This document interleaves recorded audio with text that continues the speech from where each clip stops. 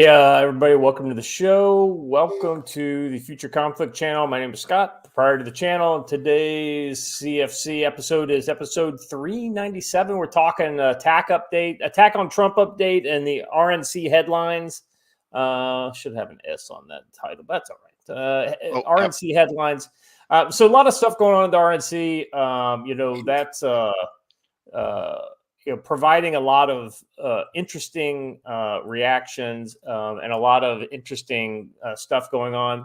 And, guys, we were talking Monday. Speaking of the RNC, we were talking Monday about, some of the late breaking stuff we had heard on the VP pick. What's your initial take on JD Vance? I think that's a pretty solid pick. My initial take, interestingly, was that despite he's a Marine Corps veteran of a similar age who has some of the same instincts I have, I was incredibly reticent in the beginning. He's made some comments in the past that I wasn't sure I could get around. I don't care so much about his Trump stuff. I was actually a lot more concerned about his pandemic, his response to the pandemic. But I'll tell you, within the next few hours after it was announced, I watched a steady stream of the absolute worst degenerate scumbags on every side of the aisle come out and try and denigrate him. And I realized something. You judge a man by his enemies. And very clearly, JD Vance is the most exciting and best VP presidential candidate I have seen in my lifetime. I am behind him 100%. I am a diehard ride or die JD Vance fan. Did you know that 90% of the staff at his office do one form of nicotine or another, be it smoking or Zyn? I don't know that I've ever said that little and gotten Watcher to say that much before. So welcome to the show, Watcher. I was just hoping for we like him, or I don't know. Post July 13th, Watcher. Post July 13th, Watcher. Yeah, I was trying to tell you guys. It's a different person. CWSB says, Watcher, where are your glowing eyes? Yeah, we need to make you a new. Actually, I hold on. I'll work that up. Right. So, we got a lot of stuff to talk about today. Joe, how you doing today? You know what? I'm middling because I gotta get a roof replaced, and that check sucks. I couldn't. She had to write it. I couldn't do it. That's a tough one. That sucks. But I'm also looking around at my state of unpreparedness to leave the house in 2 days, and because I'm going to be in Montana for like 3 weeks. I've got to get out there, get set up for the class, run the class, get set up for the event, run the event, and then tear everything down. So I am completely unprepared to leave. So the next 48 hours will be me just throwing stuff in bags and boxes and hoping I have everything when I get there. Yeah. So. I feel you there. I mean, the good news is if it's that big and you missed it, then you're not going to be able to get it back. And if it's small, you just buy a new one. It's right. There's Murdoch's Tractor Supply out there. We'll be fine. And Stormy, yes, you and I did bring the tow chat over to Sean's show. I'm glad we brought him down to our level in his own house, and it was awesome and amazing. So, good.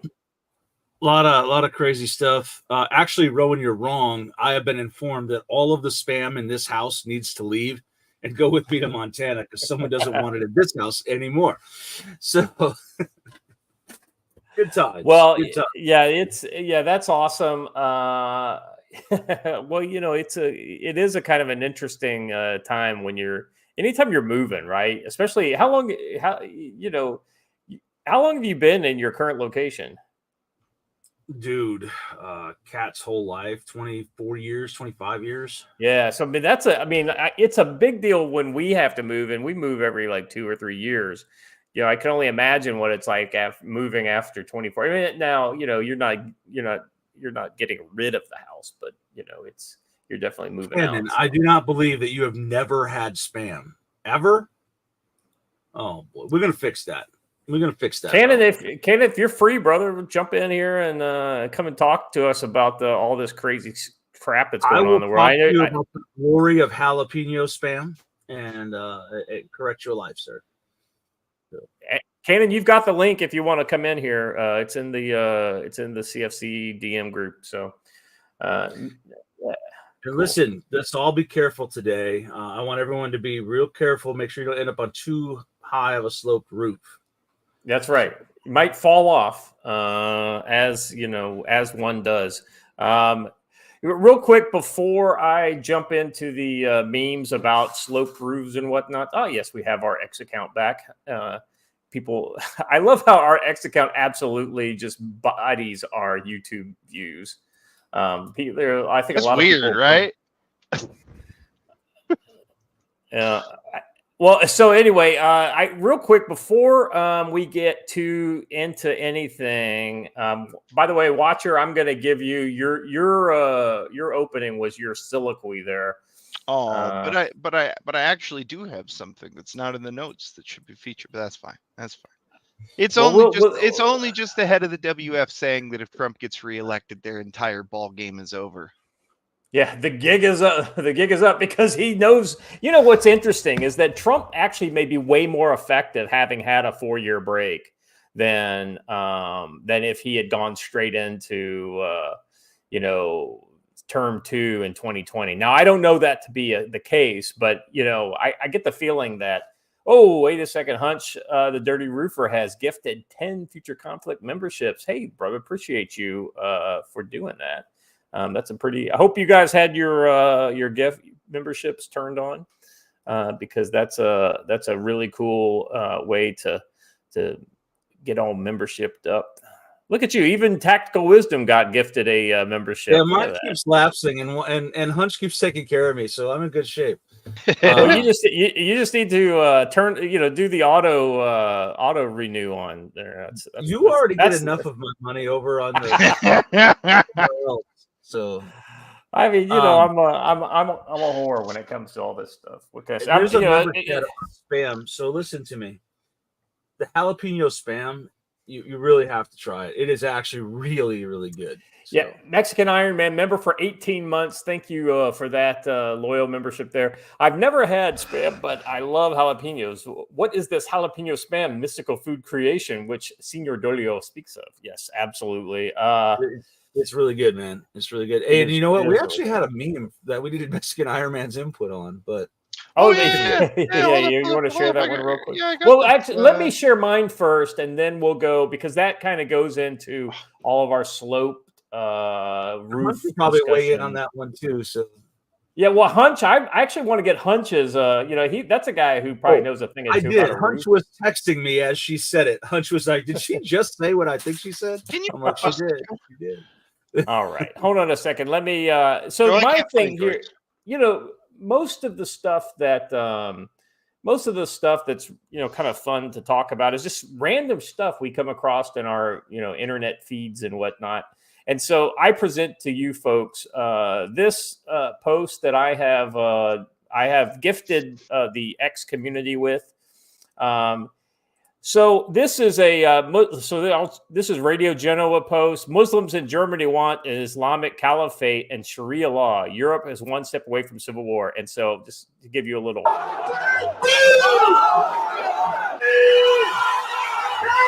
Yeah, the typical, exactly what you expect. And here's my comment. I don't know if I would try this in a country known for religious extermination. Yeah, I mean, they probably still have a building or two that was used for said purpose. But here's the thing. Here's the thing. The Jews never. I mean, let's be honest. They never hurt anybody. They lived in freaking their own neighborhoods. Why would you say that? Now the chat's going to be on fire. No. But my point is, they did nothing wrong. He's right though. And the Germans went after. He's right though. Right? You had a group of people who were largely, fairly benign. Comparatively. Totally benign. The Jewish community in Germany in the 1930s was totally benign.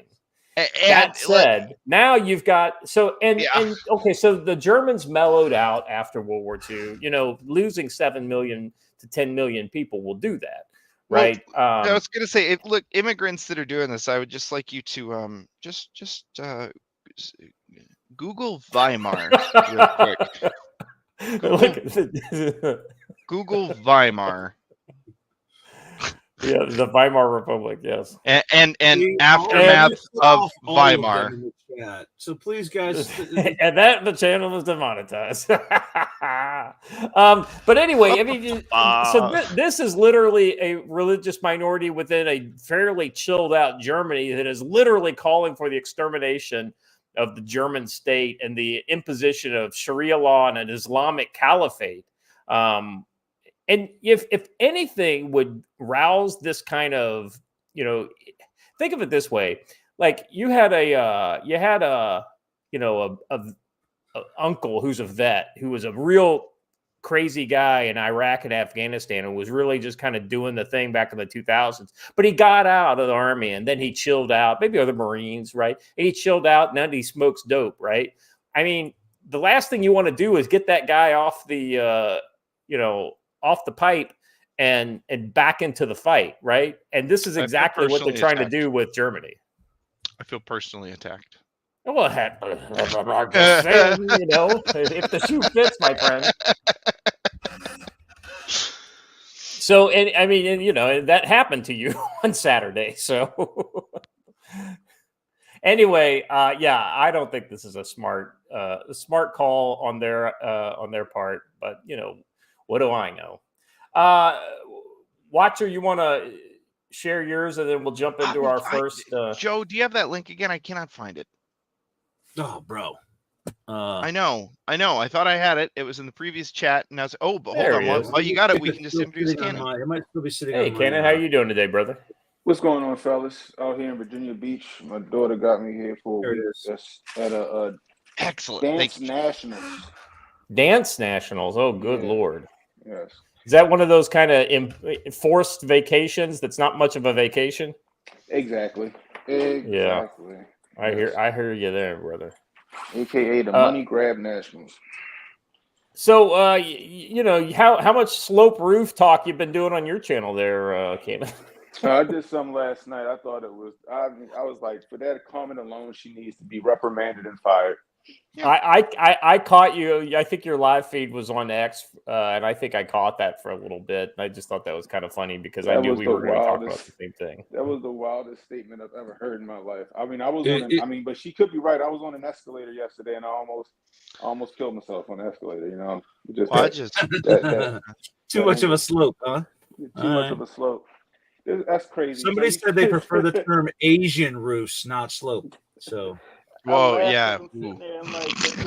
But your counter snipers was on the slope behind Trump. You know what I mean? I'm like, that slope, that was way, anyway, we'll be talking more in depth about that later in the show. Hold on. Yes. Bro out here just stunting on them. Yeah. Jesus. Shit. All right. So did we get a ruling from our resident Mexican expert, Mexican Iron Man, on the roof? Is this? Yes. So yellow is as high as the Secret Service is allowed to go. Red is where civilian bad guys go, but Mexicans can go as far as the green one. I need to know if that's true or not. Yeah, that's true. We need a confirmation there. Because as I pointed out, I got some Mexicans coming over tomorrow to get on my roof. So got to make sure they can handle it, Just a minute, Daisy. I'm looking for your thing. I know a roofer in Northern California right now who found that those comments are porn. I know a dirty roofer who'd love to come up there and take care of you, Joe, but probably a little bit out of his jurisdiction. Asian roofs, yep, demonetized. All right. All right, gentlemen, let's jump into our first odds and ends for the day. So, of course, odds ends, we're trying to find things that aren't related to the RNC or the other thing. So I thought this was interesting because this kind of dovetails into the RNC bit about Elon Musk donating a bunch of money. This is the final straw. Musk announced SpaceX moving from California to Texas after Newsom passes anti-parent gender law. Now, this law is absolutely terrifying if you're a parent in California. I mean, I don't know why you would want to be a parent in California, but I guess there are some people that just, the beach view is more important than any kind of freedoms that you may retain. Elon Musk on Tuesday announced that the space headquarters would be moving from California to Texas, but after California Governor Gavin Newsom signed a law that bans schools from notifying parents if their child. We have to mention the asterisk because he's moving it to Austin, Texas, which is essentially part of California. No. So I understand he's moving it right outside to down there by Brownsville, near space, where literally said yesterday the headquarters will be in Austin. That's funny. Oh my god, I just realized. Oh, that's so funny. Okay, so I was like, yes, it's the California exclave, but then I realized that the company is called X, and it's literally their enclave. So it's if you go down about 2 more inches. And the Elon Musk tweet is right there. This is the final straw because of this law. And many others have preceded it. The attacking both families and companies. SpaceX will now move its headquarters from Hawthorne, California to Starbase, Texas, which is Starbase is where they shoot the rockets from. But his most recent text said, "Oh, did he read something more recently?" It doesn't surprise me. That's where the Gigafactory is. That's where the Gigafactory is. So it wouldn't surprise me. It's also where all the other tech investors and shit that are down there are. Everyone. Yeah, you're not wrong though. It is absolutely a colony, a Californian colony, but not thrilled about that. But I will say it follows another interesting trend. I was just watching one of the main VCs that wrote one of the main VC Bibles that people use when they're trying to get into the industry.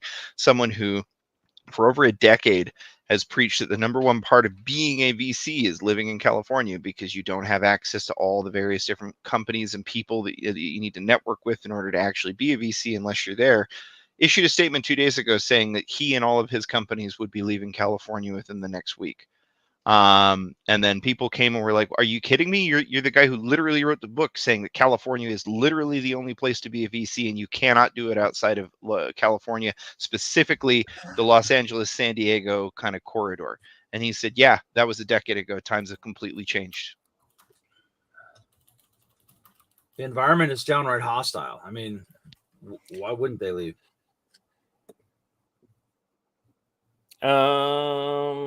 Let's see. Also, I don't know if anybody saw this, but Gavin came out with tried to come out with some snark at Musk after he did this, saying, "You bent the knee," to which Musk said, "You live on your knees." Oh, guys, hold on a second. I've got a response from Mexican Iron Man to share. This is of course a DM, but this is the kind of DM worth sharing. Let's see. Let me send you this save image as. This is a little.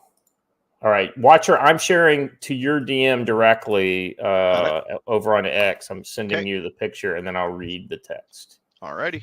So this is the response to your roof diagram, Joe.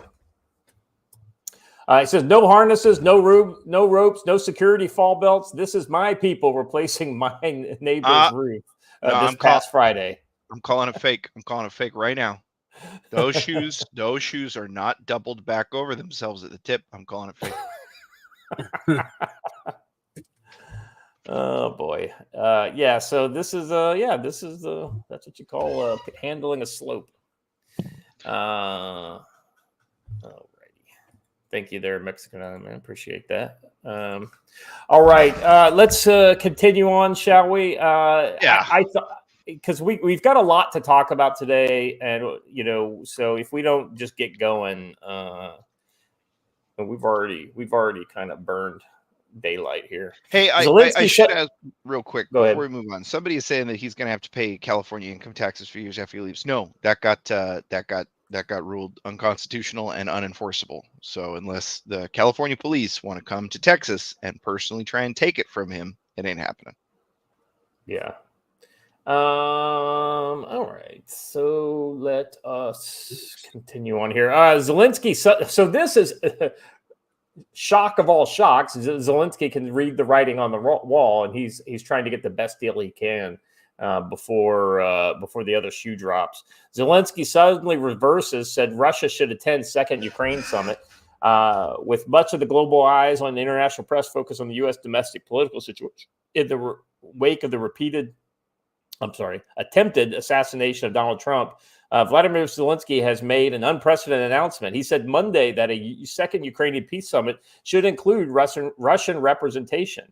It is a remarkable development that he has so much as stated the possibility, even if it doesn't actually materialize, given he has long been vehemently against any level of negotiation with Moscow, because that would stop his grift. Yeah. Well, I wrote up a summary of this and I like it. We essentially gassed up our like the Eastern European half retarded kid who wanted to hang out in our friends group and be one of the cool kids. We gassed him up until we said, yeah, you could totally fight that guy we've got a problem with on the other side of the yard. Go at it, man. Don't worry. We got your back. And then proceeded to film for the next 3 years as he got his ass handed to him. Yeah, 100%.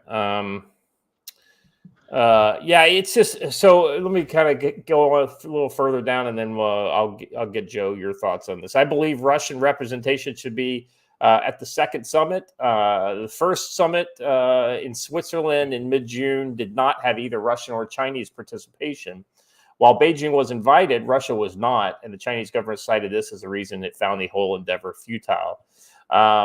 Hungary's Viktor Orban has said that a Trump administration provides an opening for peace. He added, let's see, and this is Hungarian foreign minister said, who has the chance for in the upcoming period? That's only President Trump if he is elected. Whoa. Real quick, yeah. Just me for $19.99. Hey, thank you for that. That ain't cheap. Hey, cell service is better. We day 9 off grid. It's like camping with flush toilets. Wife gave up Friday, so spam menu started Saturday. All the Cali folks, olds, are moving to the part of Texas that can't support a big population. Yeah. Hey, unintended prep testing, and then additional shaking out of neighbors. What's not to enjoy about this? I know it's the stress test. The neighborhood stress test is a thing. Actually, it's a great time to walk around and see which of your neighbors have generators and stuff. Those are your people, right? Mm-hmm. Yeah. The ones who don't are not your people. So. Oh, and I should say, listen, as long as we're there, man, as a guy who went and deliberately went to Puerto Rico after Hurricane Maria, specifically, we had these solar generators, and we knew that if we just dropped them, the people who got them would get robbed and killed the next day for them. So what we ended up having to do is teach these people how to network with each other and how to set up neighborhood watches and how to have a secret charge port where nobody but the people in the neighborhood actually knew where it was, and how not to all flood there during the same time every day so that you give it away and all that kind of shit. Those are the people you start networking with, and you make sure that, hey, I can tell you have a generator and here's how we can fix that. Yeah. Anyway, yeah, so this is... Just me, thank you for that very generous super chat. And by the way, this is a good time for me to say that this channel is entirely user supported. The best way to do that is, of course, a super chat. But you can do memberships. That's $5 per month. It gives you the free membership chat like we saw earlier in the show from Mexican Iron Man. And then the other way is to give gifted memberships like we saw Hunch do. So if you want to help us out, that's the best way to do it. And you guys have been absolutely just killing it on support for it, since and all the shows that we've done since the assassination attempt. Speaking of support, very honored. Did we get this $5 on Rumble? Look who it is. There he is. I have not got the Rumble one yet. Okay. Yeah, I'll go back and get that one. Peter Shays Helicopter Tours for $5 says, Joe, I'm a plumber, not a roofer, but I'll try to sell some of yours and Matt's books. The Secret Service investigates counterfeiting all the time. I should put the printing press on my sloped roof. That's the way to go.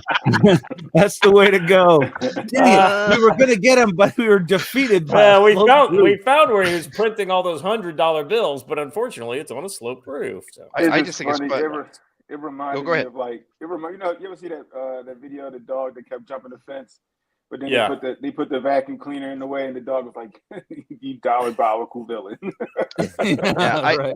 I can't share it because the BBC will copyright strike us immediately. But any old sci-fi nerds, it flat out reminds me of the old Daleks when they come up to the staircases and just kind of go, "Well, shit." Yeah. Well, it's like the old. Remember Ed 209 and RoboCop. He got to the stairs. And yes. Oh, that's right. Oh. So on the peace summit thing, I said that when the first one happened. You can't have a peace summit where you don't invite the other party, right? You're not actually negotiating peace. Right. And someone said, or as Orban said, a Trump presidency is the best chance for peace. Yeah, that's why someone took a shot at it. Nobody wants that. So, but it doesn't surprise me, right?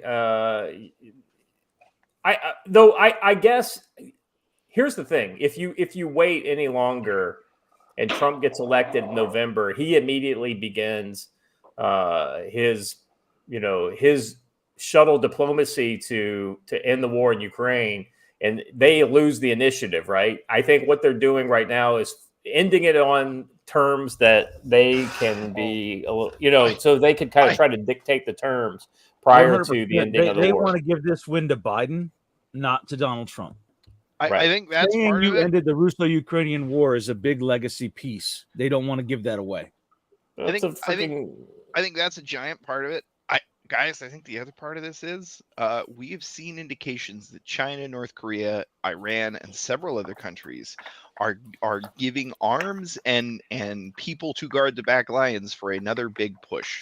I think this is being done now because they know they're about to get their asses handed to them, and Odessa is still on the menu, and they would very much like to have Black Sea access, because if they don't, all that grain that they grow in their entire country is essentially worthless. Yeah, if you get North Korean engineers in Crimea becomes an impenetrable fortress, because North Korean engineers are really good at one thing, and they're so exceptional at it that Hamas uses them, Hezbollah, the smugglers working their way under the U.S. border. They're fantastic at digging tunnels. Yeah, we talk about different nations that have expertise with tunneling, and it's amazing that North Korea never comes up, because they are the most entrenched country in the world. Most of their military infrastructure is underground. Is that correct, Scott? Yeah, it's pretty. They know a thing or two about tunnels and UGFs. Yeah, some of North Korea's best tunnels are on the south side of the border. Waiting for people to get that. They're for smuggling KFC. Are we back in the KFC conversation? Real quick, we're going to do a little equal time here on this next. This is on this next tweet here. So people, this is so what does the people think of JD Vance? Your comments. So this is where this kind of goes to the Ukraine question, right? And this is one of the reasons why I think there are a lot of people out there in the NAFO bro space that are absolutely scared shitless of what a Trump Vance ticket would do to their pet cause, right? This is a Dr. Fred Hoffman. He's a lieutenant colonel, USAR retired. I'm a lifelong Republican. I first voted for Gerald Ford in 1976. However, today I'm extremely concerned that both Trump and Vance are willing to throw Ukraine to the wolves. You hear that, guys? The wolves. And reward Vladimir Putin for his invasion and occupation of eastern Ukraine. Anyone who has ever read a history book knows that you don't reward neighborhood bullies or expansionistic autocrats. Yeah. Okay.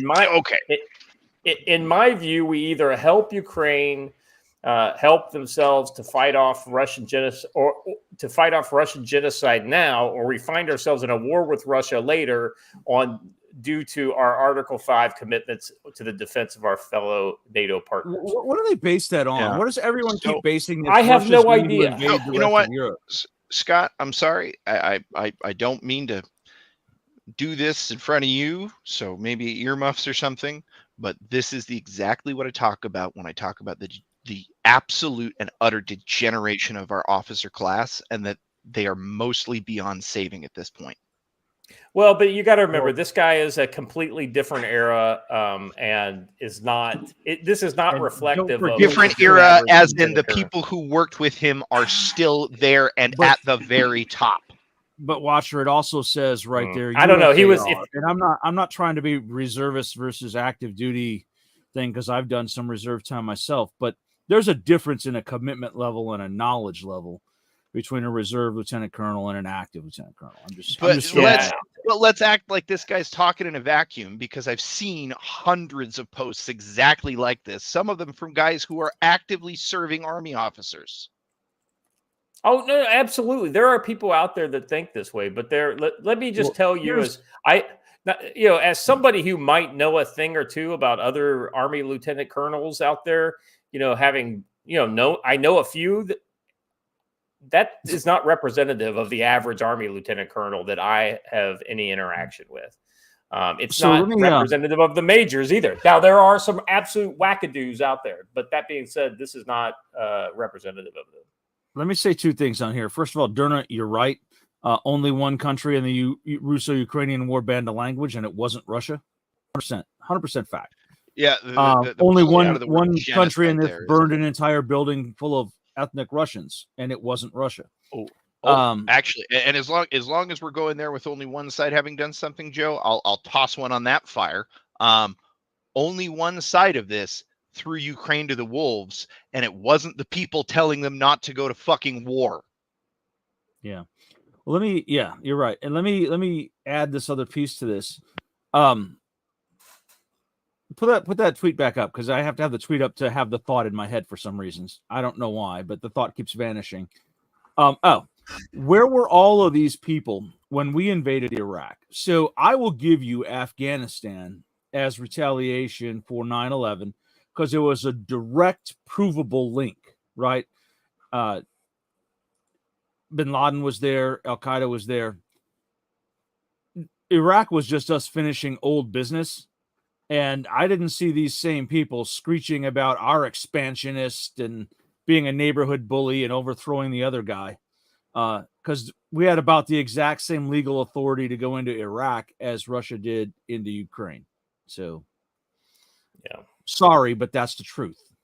Yeah, and this is the part right here. I'm going to come back to it. If you see people saying, throwing that we're going to throw Ukraine to the wolves because we're ready to pull the funding, you fucking remind them who put them up to this war in the first place, who gassed up a country that had zero chance of ever winning a war like this, ever. And don't get me wrong, Scott brought it up before the show, and I should absolutely say it out loud, right? Ukraine has done phenomenally.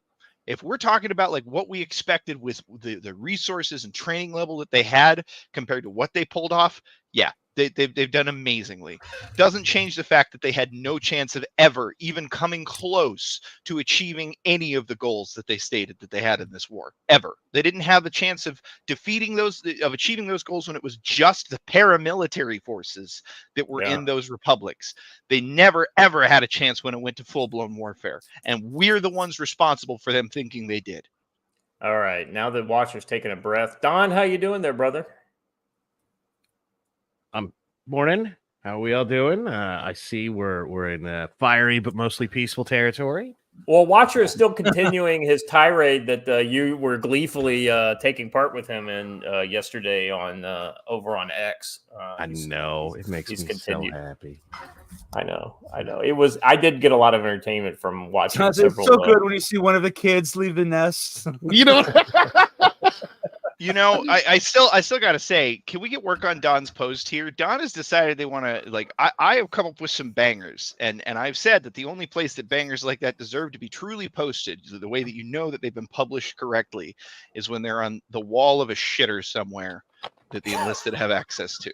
Yes. And I was going to re-enlist, but Don decided it'd be a lot easier to just crowdfund me my own porta-shitter. But if we do that, we have to crowdsource all the old best of the porta-shitter graffiti to go on there. You know, so I know a place that everyone's going to go to very soon that has a number of them staged around the location. Oh, there we go. There we go. See? So artists, as Don said last night, artist recruits up front. Get those pens out, baby.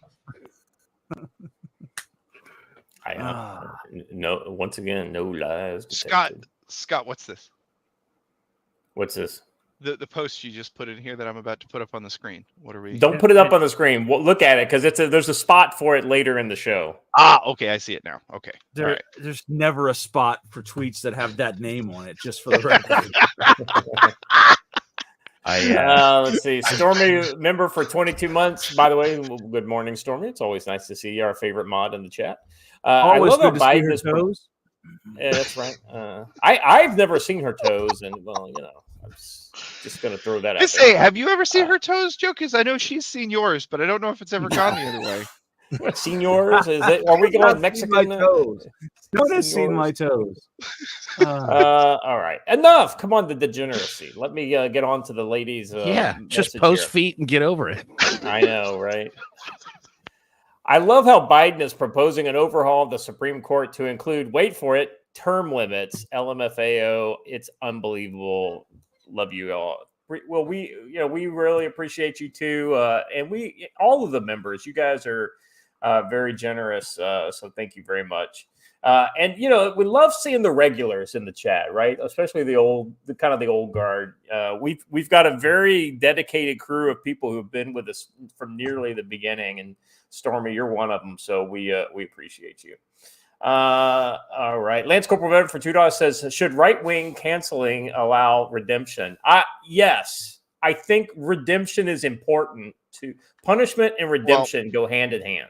But what does redemption mean? So hold on. Let's talk about this. So as we discussed before the show, and I think we should discuss it. Like this might even make a great. We could bring our doctor on who does the risk analysis stuff and have him do a segment on this. Okay. Let's talk about basic game theory. You should look up what tit for tat is in basic game theory. It essentially says that if you're in an uncooperative environment and it just kind of removes doesn't matter what the contexts are, doesn't matter any of that. This is all just done mathematically with bots that are programmed to respond to stimulus in certain ways. Okay. So if you're in an unfriendly environment, but you're still trying to achieve a cooperative strategy, the only winning strategy is called tit for tat. And what tit for tat means is that you do positive things until you receive a negative thing. And then you do substantially higher ratcheting up negative things until they go positive again. If they don't go positive again, you destroy them. If they do go positive again, you go positive until the second they go negative again, and then you destroy them. That is the only winning cooperative strategy.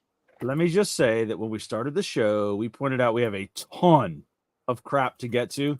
And we have now degenerated 3 times. You're right, and it's all my fault. And I will get us not out all right your path. fault. So let's go. No. You're spinning gold, my friend. That being said, I think that you're spitting fire, but there's a 2/3 correlation to people wearing San Diego Padre hats who derail us. Yeah. So with that in mind, we have got through all 3 of our it's an FDSU hat, right? Not a Padre hat, or what? It's true, but I will say that we've got through all 3 of our odds and ends. So why don't we go to our traditional ad break? Hold on, just a second, if you would be so kind. Oh boy! Speaking of derailing the show, yeah. Look, I have one skill and/or job, and I got asked to be here, so blame Scott. Yeah. Redemption requires repentance. That's all I need to say here. Mm-hmm. That's true. Correct. And repentance isn't I'm sorry. Repentance is getting off the freeway, crossing over the overpass, and getting back on the freeway going the other way. That's right. Watcher, we still have one more odds and end to go, actually. Oh, we do? Oh, shoot. Yeah. I know you. No. My bad. Yeah. So this is more. I want to play the video, and I want to get your guys' take on this. Kanan, I'm curious what you're going to have to say about this one. So this is Russian television. Just go ahead and push play. It says, okay, I'll read this since we don't have so people who are listening will understand. A quick look at the tactical and technical characteristics. Just push play. Oh, yeah, I'm afraid that he's already been talking for a bit, so I'm afraid that'll disappear. I'm about halfway through. Tactical and technical characteristics of the missile that is enough to realize the United States is throwing Europe into the melting pot of World War with guaranteed mutual destruction. In Germany, the Pentagon will deploy missiles that pose a direct threat to Russia, reaching St. Petersburg, Kazan, and Moscow. What's Kazan? It's a city in the middle of Russia. Oh, yeah. Okay. Novosibirsk, Yekaterinburg. We're talking about missiles that fall under the intermediate range nuclear. I'm trying to read this fast. Can you go back and pause? You got to go back. I did. There we go. Yeah, I see it. Intermediate range nuclear forces treaty, which was destroyed by Trump. That medium is and shorter range. The radius of the discretion indicated in the document is from 500 to 5,500 kilometers. It's not difficult to assume the geography of the response in case of the short White House press release becomes reality. All European capitals are at risk if our missiles are in Kaliningrad. Can we pause and talk about something here before we Go move ahead. on? Because I don't want it to get lost. Why did Trump? This is a rhetorical question. I know the answer. Why did Trump exit the intermediate nuclear test treaty? Anybody want to issue a guess? Because Russia because Russia and China had been violating it for years without leaving the treaty. Also, because China was never a party to the treaty, and they're the main person that we actually have to compete against now. And if we're tied against Russia and therefore can't produce new weapons, it means China is free to go over the top on us. I want to point something out. Number one, there are already missiles in Kaliningrad. And number two, look at the United Kingdom and Ireland, and it looks like that one of those Southwest American Indian figures beating on a drum. I'm just saying that. Kokopelli, yeah. Yeah, that's it. Kokopelli. All right. The geography. So this is a new one. If you want to start reading again. Oh, never mind. Geography. Yeah, response to the short White House. Go back, just because I had already done geography. All European capitals are at risk of our missiles in Kaliningrad, Berlin, Warsaw, Baltics, Paris, Bucharest, Prague, and American bases in Germany, Garmisch-Partenkirchen, Patch Barracks, Spangdahlem, and Ramstein. That's pretty good for going fast. Special attention to Britain, our traditional enemy. Oh, sorry, our traditional enemy. Well, I have to say, after they Crimea, they've been mad about that. I was going to say, well, I mean, they probably could have let it rest if Britain didn't decide to renew the Crimean War. Notwithstanding World War II or anything, but yes, you're right. Special attention to Britain, our traditional enemy, as a significant part of the Northern Fleet will work against her. Washington puts not only London under attack, but I would say honestly that Norway is probably more of a traditional. Also, Manchester, Birmingham, the largest naval bases, Davenport, Clyde, and Cottonwood, where the King stores Trident nuclear missiles, Portsmouth, and Chatham. Well, if you want to know how much more serious they are about the UK than everywhere else, they talked about hitting capitals and US bases, and then in the UK, they were just like, also, like, we're just going to destroy UK. Yes. 4 handfuls over here. Clyde is where Fosling base is, right? It's where all the nukes are, ours and theirs. I think so, yeah. Yeah, the mostly submarine base stuff, I think. Mm-hmm. All right. So anyway, I thought this was interesting and worth. I think we got the hint now, so we don't need to read the rest. But I think that when this war started, Britain was like, "Hey, we got any light infantry still on horses? We got a light brigade." somebody in Rishi Sunak was like, "Hey, I need to order some Gurkhas. Can we start getting some Gurkhas in here? Because we might have to go to war, and we don't." The Muslims in Britain won't fight for us. The Battle of Balaclava. It's all coming back. Then. All right, now is our opportunity, Joe, for you to tell us about tactical-wisdom.com, if you would. Yeah, so I put up a post last night about an appearance I did a couple months ago. Apparently, I forgot to promote it for them on Tactical Pay. I was interviewed by a guy named Wade. Great guy. He may actually show up next week. I'm not sure. I think he was talking about it, but we'll see. It's a pretty good podcast with me and him where we talk about preparedness and what you need to do, and then we tied a little bit of it back to the Bible. It was a good chat. We had a good time. And check out his website. There's lots of interviews with a lot of great people on there. So good stuff. I want to point out that book sales have been pretty fantastic ever since someone took a shot at Donald Trump. No, I didn't pay anyone who took a shot at Donald Trump, so I get more book sales. But as I pointed out, what an odd thing to say. What an odd thing to say. I believe I said that about the Rhode Island State Police the other day. What an odd thing to say. But listen, if you're feeling unsure about what to do and thinking maybe you should have a bag packed, there are lists of gear that go in those bags in my first book. So check out the baseline training manual. Stormy, my site is not called Tactical Wisdo. We don't speak millennial here. There is an M on it. Training courses. I have a class coming up in 2 weeks in Montana, in Big Fork, where we're going to talk about community security, how to secure a small area from the marauding hordes or the federal government, whatever you choose. I want to upset as many people as I can this morning, or the Chinese, whomever. It's about doing security operations in a small area. Great time to come out and spend that weekend doing that class with me. Spend the intervening week hiking and hanging out in the Montana wilderness, and then attend the CFC/Sealed Arms Field Days the next weekend, August 2nd through the 4th. I have been assured once again that website will be up today. So.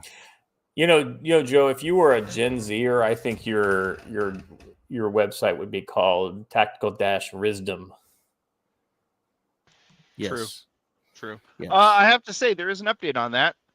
The color change. The color change. Look at that. Ooh. What would be amazing is if they actually betaed it yesterday, and it is going up today. So no. That's what I'm saying is they did something to it that caused whatever the landing page was to completely change. So there's definitely work being done behind the scenes. Dude, put up CWSP's thing there. When I say I didn't pay anybody, this is classic.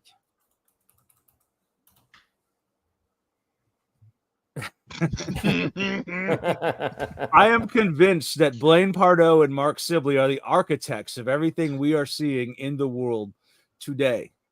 Which reminds me, I'm recruiting for a group of former Marines to be a military unit to fight in the Second Civil War. We're going to be called the Purebloods. Must not be back. Does that mean we're going to get mechs? Oh yeah, I sure hope so. Listen, I'm doing all of the medical exams myself out in Montana, so be ready to. Look at Kanan's like, he's not doing costume changes; he's doing set changes, man. He's going from like interior to exterior. Look, Kanan never stops. The man is always in motion. He's got things going on. Yeah, I'm Vance dad for the week. My wife and my son, they in Disney living it up. I'm out here pulling my hair out with a bunch of teeny boppers wanting to go to the beach and all this other stuff after their dance. They dance all day, then want to go do stuff. Like just when I think I'm about to go lay down and take a nap, no. I'll tell you, what a vacation. Well, yeah. Amen, brother. Amen. All right. Anybody want to talk about how needed tactical wisdom is right now? Because let's be honest, right? When President Trump is dodging bullets and I'll say something right now. Yeah, go ahead. If you are currently looking at the difference between high level gear like nods or various other pieces of stuff like that, and taking basic training courses like Joe's, there is not a question you should absolutely be taking a training course like Joe's. Not even a question to that. Before you go into that higher end type of hyper gear preparation, $20,000 generator, all that kind of shit, make sure you understand how to actually secure that gear. I don't want to talk shit about the kind people, the good people who are out there taking Joe's class, but I will straight up say that the people that I have seen take Joe's class show up with thousands upon thousands of dollars worth of gear and then do things that they thought were magic with a $50 compass before they leave. Yep. Yeah, 100%. Like, I didn't even know I could do that. I just found where I was on the globe when I had no clue. Yeah. Yeah. You doing anything close to Maryland anytime soon, Joe? North Carolina. Okay, So- I'm gonna make that trip. When is that? That one is in September. I'm gonna have to make that trip. I'll see you there. Good time, man. It'll be me and NC Scout all weekend, so you will definitely have a good And- time. Don, are you going to be there too, Don? I'm gonna be there too. Man, No, this you're going to is be there definitely for the October course, not the September, right? Is it October? I don't remember. September keep is roping my me field into these prep things, class. so. October is the Scout and Recce that Yeah. Reaper's going to be at. Are they So- attached to each other? No, they're months. They're a month apart. No, Okay. I've already been Then I probably will be there. castigated roundly by NC Scout for this. I mean, He- as you should be. He has informed me that from now on, my class needs to go before his, and then his too, just because that makes sense for everyone. It's it really true. does.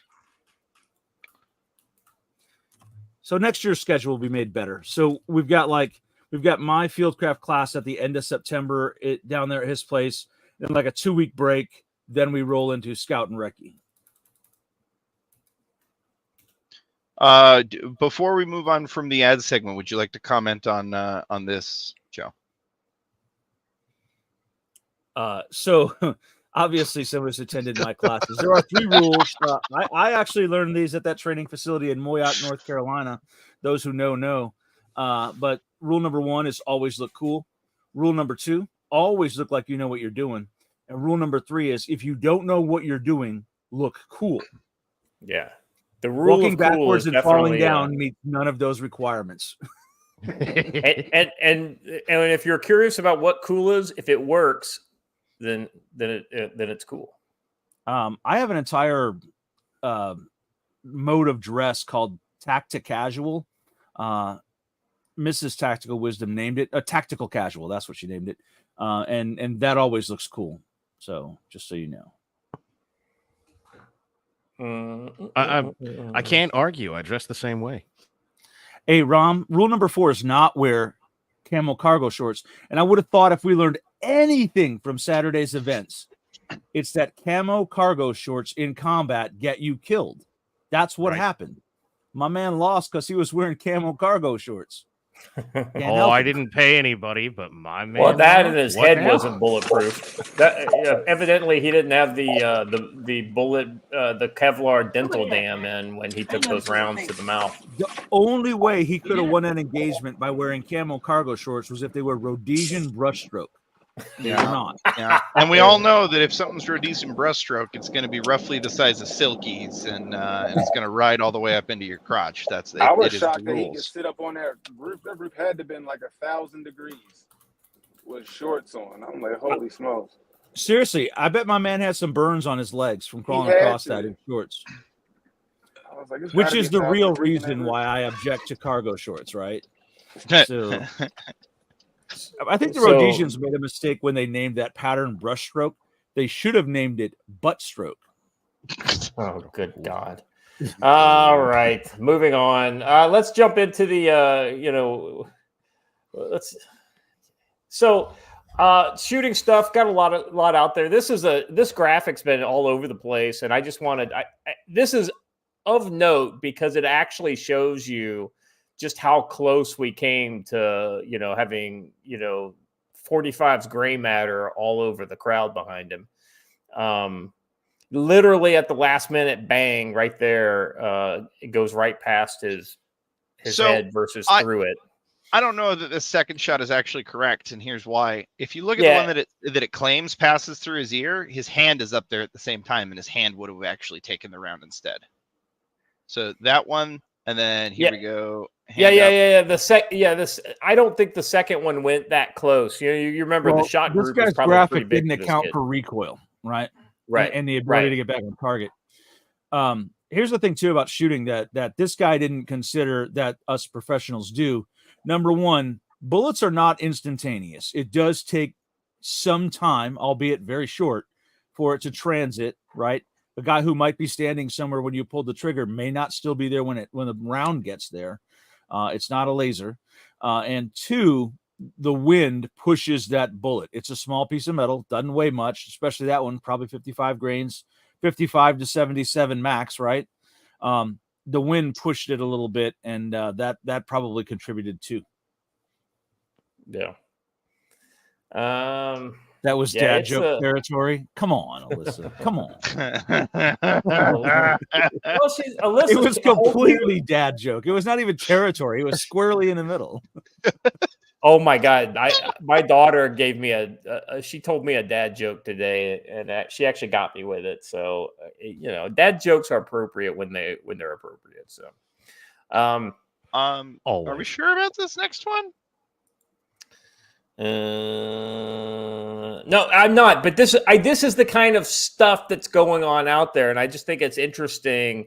And I wanted to get Joe's take on this. So this was something this is not like gospel, right?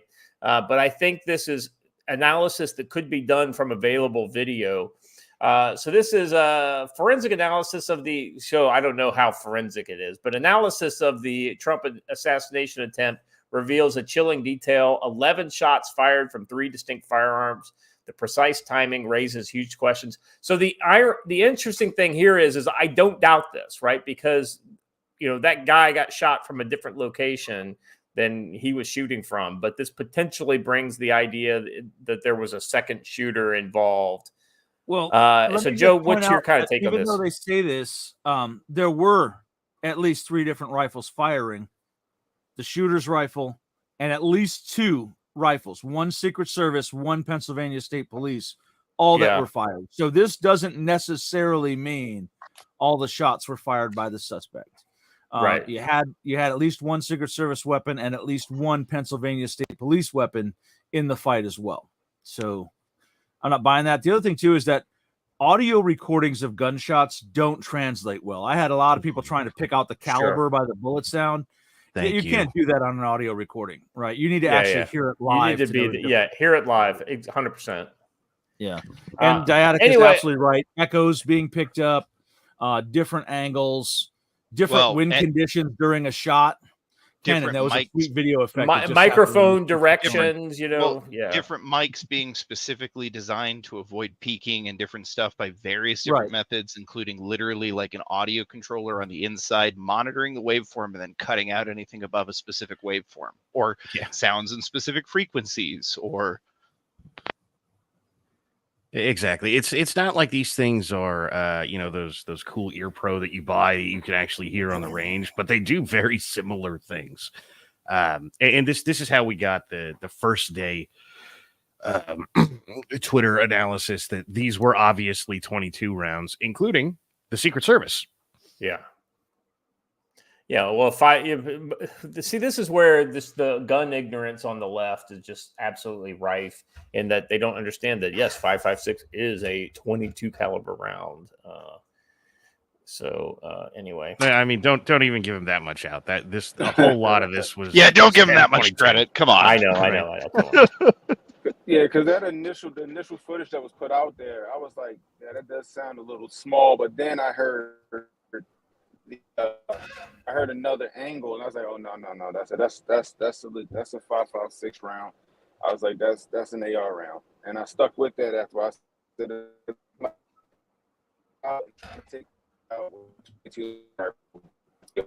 makes sense.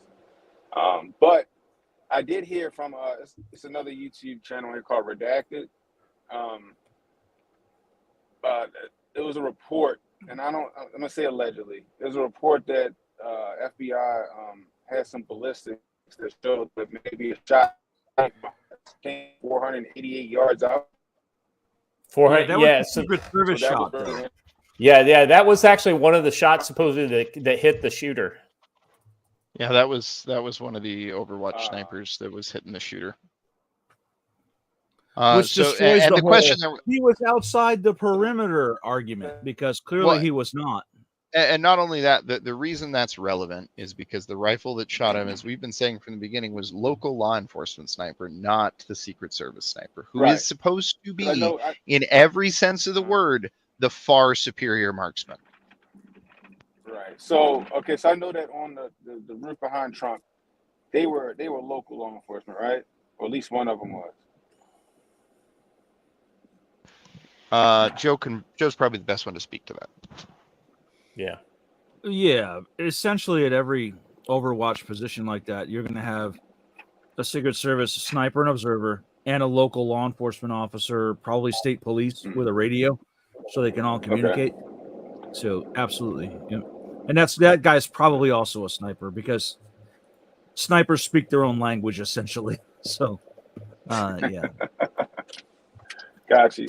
Yeah, because it was just, I don't know. It's a lot of interesting theories going on online. But the whole ketchup packet thing just threw me for a loop. I said, really? Is this where we at right now? Of course, that's where we're at. Come on. Stop. Blue Anon will believe literally the most deranged shit ever. We've been talking about it for years, and we're surprised that they think of a blood pack is what happened here. I'm sorry, guys. I'd laugh. And then it looked like, I guess, did this kid have an optic or no? Did he? Was it just a EOTech? Yeah, he did. He did. It wasn't a very good optic, but it was an optic. I'll tell you though. I mean, look, even if it was irons, I've said this multiple times. I was a marksmanship instructor for more than 3 years.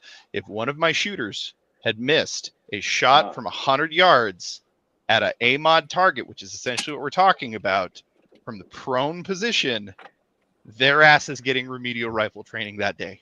Right. Yeah, listen, 130 with an AR, you don't need an advanced optic. With an optic, it makes it impossible to miss, and yet he still did. But yeah, because like when I was looking at it in my thing, I'm like, okay, I could make that shot, but I practice. You know, I'm not saying this kid didn't practice anything, but I'm like, 130, 150 yards, center mass shot, no problem. I'm thinking like a 10-inch shot, like a headshot, might be difficult without the scope, but it's not impossible. But the kid wore glasses like me, and he was laying prone, nothing to stabilize the gun, and he was still able to get that close, which was pretty interesting to me. You know, I never carried a weapon with an ACOG on it, but every time I shot an ACOG at a 300-meter target, you know, on the qual range, I hit the target every time, and I'm no God's gift of marksmanship or anything like that. But when you're looking at a 3.5x or something like that optic, 300-meter targets with a 5.56, you know, with a 16-inch barreled M4 rifle all day long, twice on Sundays. Yep. Listen, I got to take my glasses off to see the front sight, but put them on to see the target, and I hit out to 450 consistently. So, it's not hard. Yeah. So Joe, what you're saying is you maintain proper sight picture naturally. You're a natural, Joe. It's cheating. That's what it is. I don't like ACOG. Right. Like I have an ACOG sitting in my safe. I got a primary arms ACOG sitting in my safe that I just refuse to put on the gun. I'm not comfortable with it. Yeah, if you ever want to get some time on that and you ever want to get some training, I'd be more than happy. I was actually interestingly, I'm a good person for this because I was in the Marine Corps and I was an active marksmanship instructor when the change happened from, okay, all you dumb chuckle fucks have iron sights to, okay, every single one of you dumb chuckle fucks has an ACOG. Yeah. Now, speaking of chuckle fucks, let's look at this next one. This is a video where you got I think it's Donald Trump Jr., Tucker, and Dan Bongino talking about this, and we'll just let them kind of go and see what they talk about here.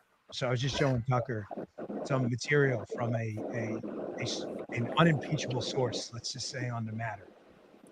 That post, according to my source, that roof was supposed to be a police post. It was supposed to be someone there. They're now making up excuses saying the pitch of the roof. My source says to me, no one knows why the post didn't show up.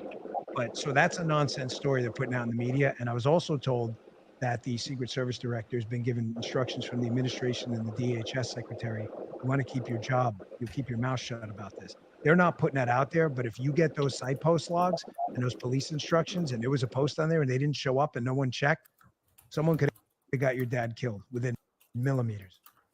You know, interestingly, I'm not a huge fan of Bongiorno or whatever this guy's name is. Bongino, the guy who owns Rumble. Yeah, I don't care. The guy who bought Rumble after somebody else far more intelligent than him created it. Yeah. Oh, he's a money guy for sure on that.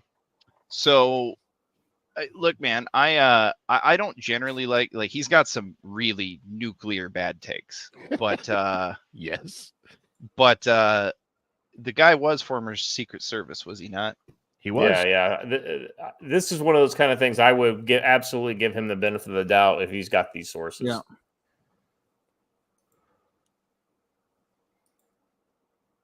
Were you going to continue, Watcher? Or No, that was it. I just mean the implication is kind of obvious. Is that I don't like the guy. I Right. think he's mostly full of shit. But if anybody's going to know what he's talking about, it's him.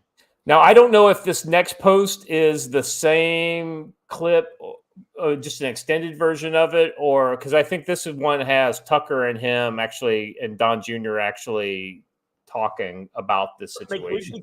It's like these morons. Can I break some news on your show? I was going to do it with Tucker next, but I'll do it here. So I was just showing Tucker some material from So this is an unimpeachable piece. source, let's just say, on the matter. Yeah, just click forward. That a little. also told that the Secret Service director has been given instructions from the administration. You'll keep your mouth shut about this. They're not putting that out there, but if you get those site post logs and those police instructions, and there was a post on there and they didn't show up and no one checked, someone could have got your dad killed within millimeters. So how do we get answers, right? Because I don't personally trust the FBI to investigate anything at this point without politicizing it or weaponizing it. I don't think I would trust them to run this investigation. That's me based on them vilifying parents at PTA meetings, calling them domestic terrorists. How do you get in? I guess The United States Marshal how do you Service. get to That's the how you bottom do of it. this? Because I don't trust the government to do that. That's Well, push pause right there. I think this is important that he's asking this question, because this means that, listen, hey, we have the potentially ability to go in there and do this, but this is a tough problem. And he's not in politician mode where he says, we're going to take care of this, right? Because he doesn't know how to take care of this. So I think this is actually a good place for the people who are close to Donald Trump to be, to say, listen, how do you do this? I don't know how you would go about this. Anyway, go ahead. frankly, they've earned my mistrust over the last 8 Well, the years. FBI is terrifying, but this is maybe the one potential crime that will be solved, or at least rectified going forward, because the Federal Protective Services protect politicians, and they're almost all physical cowards. They're terrified of getting hurt, and the idea that they could be exposed is not acceptable to them. And so you've got an entire Congress full of people who think or want to be president, and they think, a lot of them think they're going to be, and they don't want to be left out at a rally with the shooter 150 yards away. And so I do think there's a built-in incentive for these people to get to the bottom of it, because it's terrifying to everybody. Yeah. Where does It's a shame that Bongino can't afford T-shirts that fit. True. So is that the case, though? Is there an entire Congress full of people who are looking at this and going, oh, my God, that could be me? Or are at least half of them saying, well, that'll never happen to anybody but Trump? Well, I think there's a little bit of both on. of that. I think there's a little bit of both of that. Are we talking about the people who threw themselves to the floor in screaming panic and put on chemical weapons hoods when boomers did a unguided tour of their building? Yeah. I'd say there's a pretty good chance they feel actually threatened. Yeah. Well, so I don't think that those are the same thing. First of all, that's the first time they've ever felt so much as touchable, right? In, I don't know, since Clinton. But if you're not Steve Scalise, right, or on the Republican baseball team, then the idea that somebody's coming for you is often absurd, right? Which is why at least half are looking at that going, oh, it's only Trump. And you could probably just replace that phrase with, it's only Republicans that this is ever going to happen to, because really it's only Republicans that this is ever going to happen to. That's true. Well, the other day, Pastor Joe Fox, who's going to be appearing at our event, said something similar. He said, everyone was like, oh my God, this is going to mean Civil War II. No, it isn't, because our side is law abiding. No, we're not going to be out in the street protesting because we got to go to work the next day. And we would have to be pushed so far beyond the limit And all these guys were saying, well, if they had killed Trump, it would have been Civil War II. Well, if they had killed Trump, they would have said, well, if they had killed Trump and his family, then it would mean this. We'll always find an excuse not to act. That is precisely it, right? And for anyone who thinks Joe is exaggerating, I spent my entire life listening to, if they ever come for the kids, we're going to upend this country. Well, they came for the kids, and no one upended the country. Yeah, literally, that is what's going on right now in California. They're coming for the kids. And remember when the San Francisco Gay Choir released the "We're coming for your children" song? They're mocking you at this point. Yeah. There was a gay guy that I was friends with, and I brought this to him. I was like, "Have you seen this?" He goes, "But it's just a joke." I'm like, "No, it's not a joke. This is literally them telling you what they want to do." Now, I don't believe that means that they're like pedos and they're going to come kidnap your children. I think that it's more of a we're coming for the minds of your children, right? I actually disagree. I think it's significant type work meant the exact first one, and we're planning on hiding Mott and Bailey style behind what you're talking about. Exactly.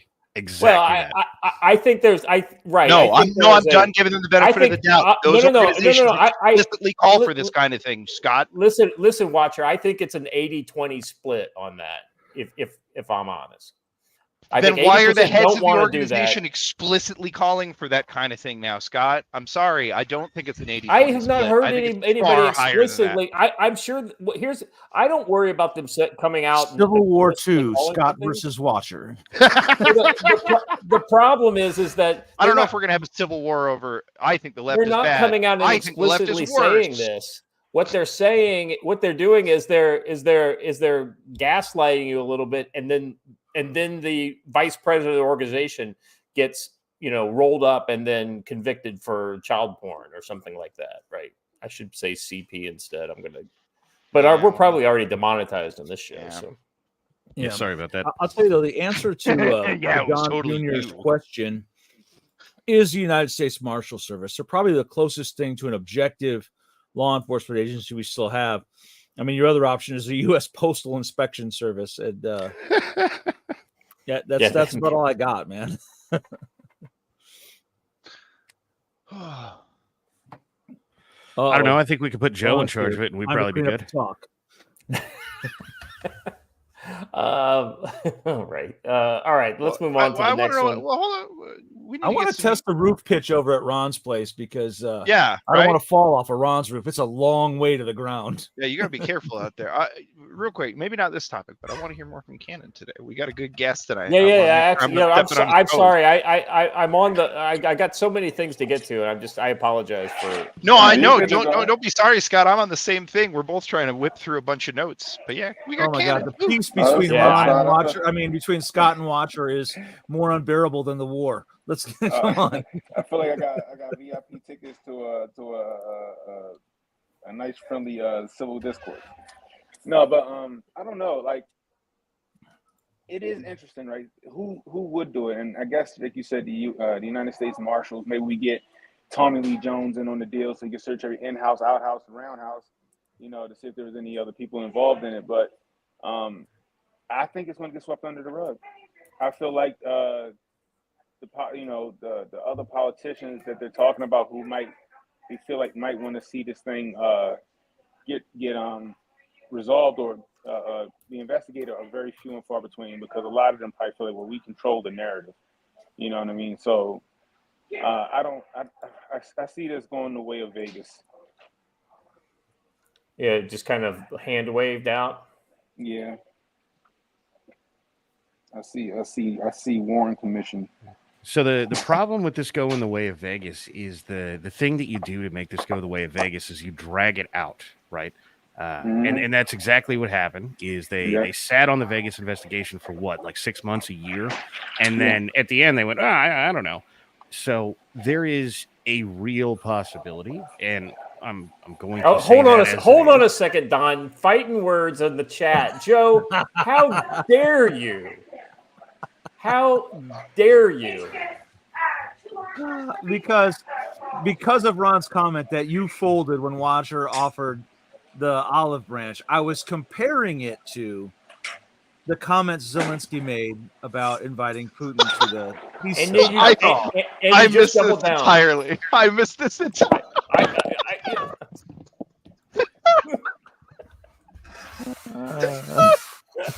I just did it all for that one moment. Just to, Oh, it was so good. next time, Watcher, you challenge my Moat and Bailey, I will remove you from the room as well. But that's the interesting thing about those Moat and Bailey arguments, right? In order to get 80% of the people to follow your stupidity, you have to have that kind of retreatable position, right? That's not completely, oh, we didn't mean this, we meant this, right? But anyway, that's always funny. All right, did he have to? Yeah. All right. Oh, there he is. Is he back? Don's the one we lost. Okay. Yeah, we lost Don. Durna, we know that, but we also know that Scott must mispronounce every name. I'm just throwing it out. I mean, even if I knew the name, I would mispronounce it. Though I did go through the German ones pretty good there. You did? No, you did. He got the German ones good. You absolutely slaughtered the Russian ones, but you did a good job. It's anytime you come across a foreign word that has strange pronunciation that you've never seen before, it's always kind of iffy. It's less than 50-50. All right, let's go on to the next one here. So this is good. Secrets. So this kind of goes to that point that I can't remember who mentioned it or if we saw it in one of the previous posts, but Secret Service director absolutely plans to stay after assassination attempt on Trump. Why? Because she did what she was told. She did exactly what she was supposed to do. Why would she quit? It's still unclear how the 20-year-old Thomas Matthew Crooks was able to evade security and carry an AR-15 rifle to a rooftop overlooking the rally.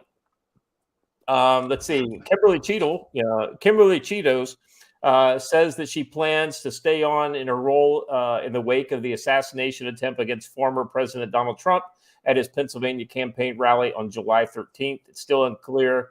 We already talked about that. In a July 16 interview with ABC, Ms. Cheetos said that while she agreed that an individual managing to fire multiple shots at a former president under protection of the Secret Service was unacceptable, she's absolutely going to stay on with no plans to resign. Because, this just goes to modern leadership, right? And the absolutely lack of accountability that we ever see for, whether it's Afghanistan pullout or it's this or any number of other classic federal, failures in the last couple of years. I would say this about her. I haven't heard. That's a good one. Retard. Yeah, I know that was good. If she had any self-respect and honor, she would resign. Exactly. I agree. The buck stops with me, and this was my fault. I'm out. But my successor is going to find out what went wrong, and I'm going to assist in that. But she doesn't. So no self-awareness, no self-respect, no personal honor. So. Yeah. You know what? I'm just going to say it. I've been thinking it for days. Everybody's been thinking it for days. This woman is what happens if Franzia solidifies and takes human form. Franzia box wines. Though, what's funny? Have any of you seen Day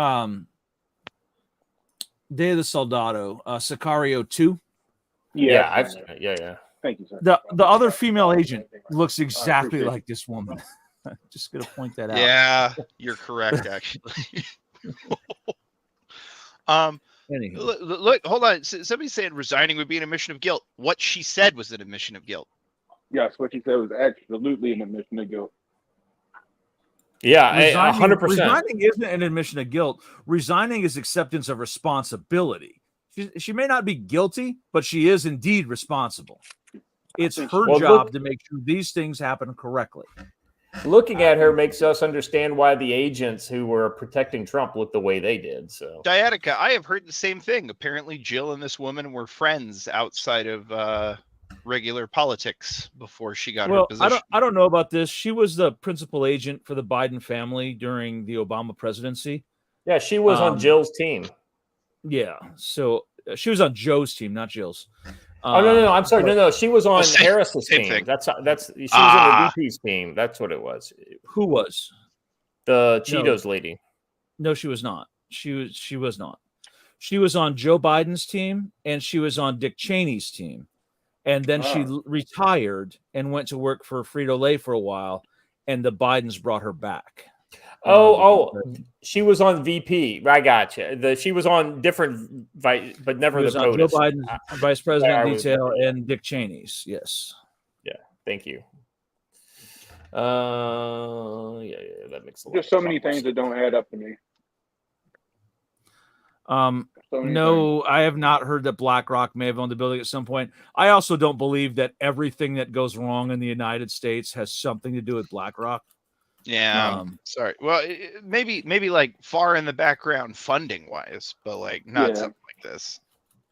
Hey, if you want to talk about BlackRock owning things, they own a lot of stuff in America. Although, look, I will say I have more sympathy for people whose minds go directly to BlackRock on this than most people, just because of that incredible coincidence that kid was in their commercial from 2 years ago.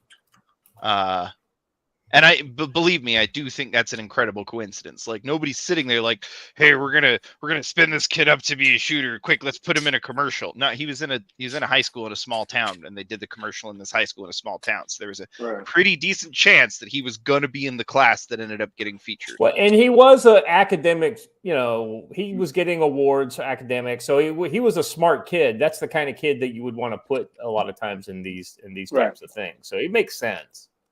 Which I found it was interesting. So on Amazing Lucas's channel, I guess one of his teachers from high school listens to Amazing Lucas. When he called in and he said this kid was ridiculously smart. He wasn't on any type of medication, nothing like that from that he knew of. And he said that if he would have told them or told him that any of the other kids pulled this off, he'd have been like, okay, yeah, I could probably see that. He was like, but this kid, I just didn't. In a million years, he would have never thought that he did it. You know, which was interesting. But so the kid was smart. He said the kid was super smart. But there's just a lot of inconsistencies. Like, no ID. No ID. I gotta pause you there on the smart thing, because smart dogs are easier to train. I say that too, Watcher. I think that certain people are a lot more influenceable. This is why college kids absolutely fall for this crap. It's not because they're stupid. It's because they're smart, and you can kind of lead them by the nose, right? Right.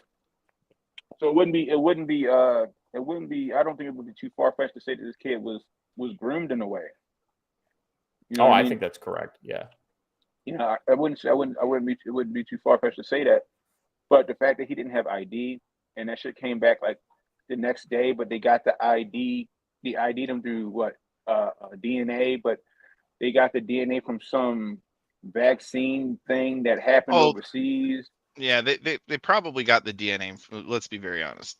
They don't want to say it because it makes people nervous. They probably got the DNA by going to one of the many companies who have collected DNA from people for ancestry testing and all this other bullshit, and said, hey, give us a match for this. Because that's not illegal. They're a commercial entity, and the cops are able to turn to a commercial intelligence agency for their investigation. They were saying it was some overseas company, which was odd.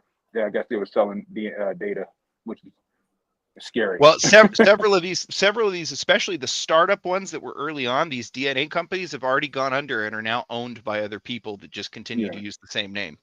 Yeah. Well, I'm going to tell you that like 23andMe has been a honeypot from day one, right? Yeah. When they caught the Green River Killer, everyone thought it was an amazing and cool thing, but he never submitted a thing. A family member did, and you have to ask yourself how the FBI was able to get access to that. Exactly. Because it's not yours anymore. So crazy. Like I said, I don't think everyone gets the right answers. Hey, what are you eating there, Kanan? The chat wants to know. I'm at a local barbecue spot next to this convention center that my daughter's at. And I was just hungry. I was looking for something to eat, and I saw barbecue. And I love trying new barbecue places. Oh, I love barbecue. I go in any town. But I think I'm going to come back for the ribs. Right now, I got the fried chicken sandwich. All right, Stormy, you got your answer.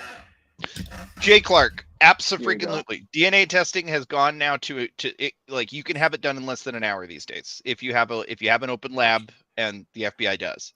Yeah. These tests are pretty damn It fast. started to speed up when the Target Corporation opened up their internal crime lab to local police departments, and they found out, oh, it doesn't have to take this long. So then the FBI started saying, yeah, it really doesn't. We just have we just slow walk it.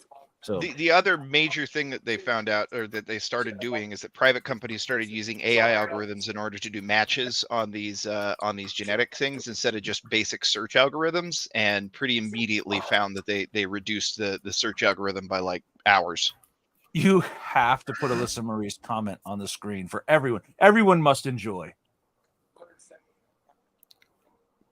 I hope Afro Man makes a new song about it. Before we get to them covering the roof, did anyone ever help him fix his door or his gate? Afro Man, I don't know. I'm not in California, Matt. I'm in Baltimore. So I'm in Virginia Beach right now, so I'm on the East Coast. It's in case anybody's not aware. In case anybody's not aware from Alyssa Marie's comment there, the last time the Afro Man had to make a song, it's because police illegally broke into his house, and he filmed them and then said, "Is anybody going to fix the gate they fucking chopped off?" Oh, wow. I could actually totally see that as a good remake, a good remix of his original song.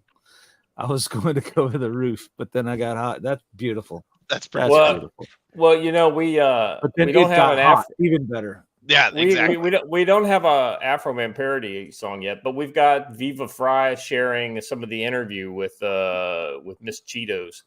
Yeah, it actually works because I couldn't cover the roof because it got hot. I should have covered the roof, and Donald Trump got shot. I'm going to make this work by the end of the day. Hey, watch your AI, the AI to the rescue. Get to it. I think we could actually perform this ourselves, man. That's we can make this happen. We can Alyssa, thank you for the motivation. We can make this happen. I get yelled at my house because I make up songs all day long and walk around singing. So we're going to make this happen. So in that case, I'm going to make the tactical wisdom happen. Make your own site. Just have hold on. You need to make your own site, www.tacticalwisdom.com, and it's just every one of the like out of hand Joe posting pictures of himself in camouflage photos that's ever been on the internet. What are you talking about? I'm gonna go to AI and just hey, talking like a total Gen Z. I want you to just give him Joe's post, but say, hey, wisdom. Give this to me in Gen Z slang. We'll actually call it Tacto Wisdo. Tacto Wisdom. All right, here's our. All right. So this is a Viva Fire post. Before we play this, he says they wouldn't want to put a Secret Service agent on a slope roof because they would be a security concern. So they secured it from the inside, which means the Secret Service was in the building from which a sniper was shooting at the president from an unsecured slope roof. Lock her up now. That's what he says. I want to issue correction here because, as I have been told, it was actually not Secret Service who was tasked with securing that roof from inside the building. It was a different federal agency that was also lending agents to the security event. I've heard it was the FBI's responsibility to secure that building. FBI has zero protection responsibility. No. I know that, like, not as a I heard that, weren't there agents lent from basically that's what federal agencies in the area? No, it was HSI because they're still part of DHS. Okay. And for those who don't know, HSI is Homeland Security Investigations. Nobody has ever told me what their official mandate is, but they exist. They do Oh boy! I met him during the bridge collapse when I had to go and run support for the command center. I met Homeland Security Investigations. Oh, really? Mm-hmm. Yeah. So here we go. When you saw the events unfold on Saturday, shock, and then concern, obviously, for the former president. Investigators now trying to determine whether roof access had been properly locked down. The shooter climbing up seemingly unimpeded, about 400 feet from the stage, with a direct line of sight on the former president. Should that roof have been secure, period? That building in particular has a sloped roof at its highest point. And so, there's a safety factor that would be. A sloped roof. Wait, hold on. It's got a sloped roof. but only at its highest point. Side note, the actual snipers from the Secret Service were on a much more pitched roof than this one. Significantly. I would have stopped the You interview. And know just why been she like, was "What?" concerned? She was worried the FBI would get into his phone before they could delete the messages he got. Yes, Yeah, 150%. dude. I would have stopped the interview, and I just would have been like, "What? What did you just say?" No, There's look, no way I could have kept my composure during that interview. No way. I don't know how this happens. I don't know what the mechanisms are, but the FBI should never, ever, ever be allowed to have sole access to evidence in a case like this. They're no longer trustworthy. We cannot trust what comes out of them. We can't trust them to be the only ones who have access to a piece of evidence ever. So we should probably apply to this the same thinking they use with police shootings. So if I work for, say, the city of Dearborn Heights Police and I shoot somebody, the Dearborn Heights Police don't investigate that. The Michigan State Police do.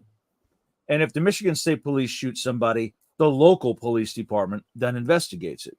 So in this case, perhaps the Pennsylvania State Police might be a better agency than the FBI because that's an equivalent to the Secret Service. It should be a different level, whether up or down. Someone with no linkage between the two. No ties, and hopefully in a in a position where there is no direct recruitment path from whoever the organization is that's doing the investigation to the FBI.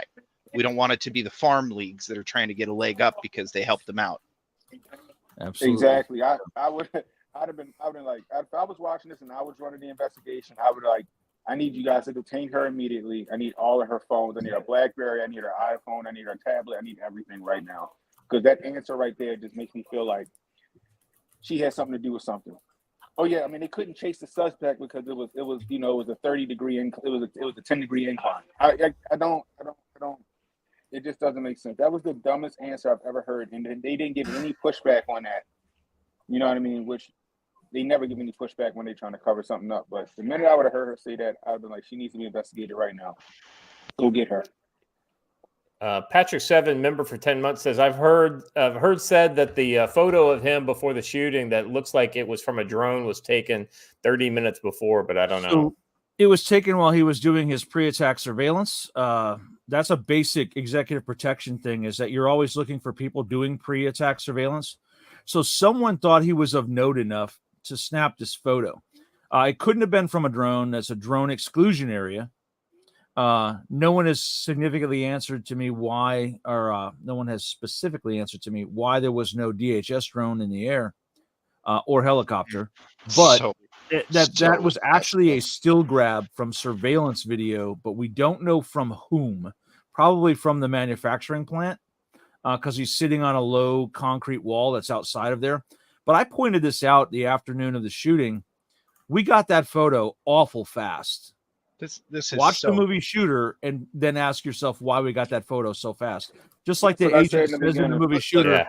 we're the federal government. We're not that good at our jobs. I'm gonna go back to something that I've talked about here on the show before. We have a technology where we fly either a drone or an aircraft over an area with a high resolution camera, and we take pictures every second. And we do this for, if we're like, we've used this to track down Sicarios, we've used this to track down all kinds of different people related, all that kind of thing. You're telling me we don't do that over every single one of these events like this?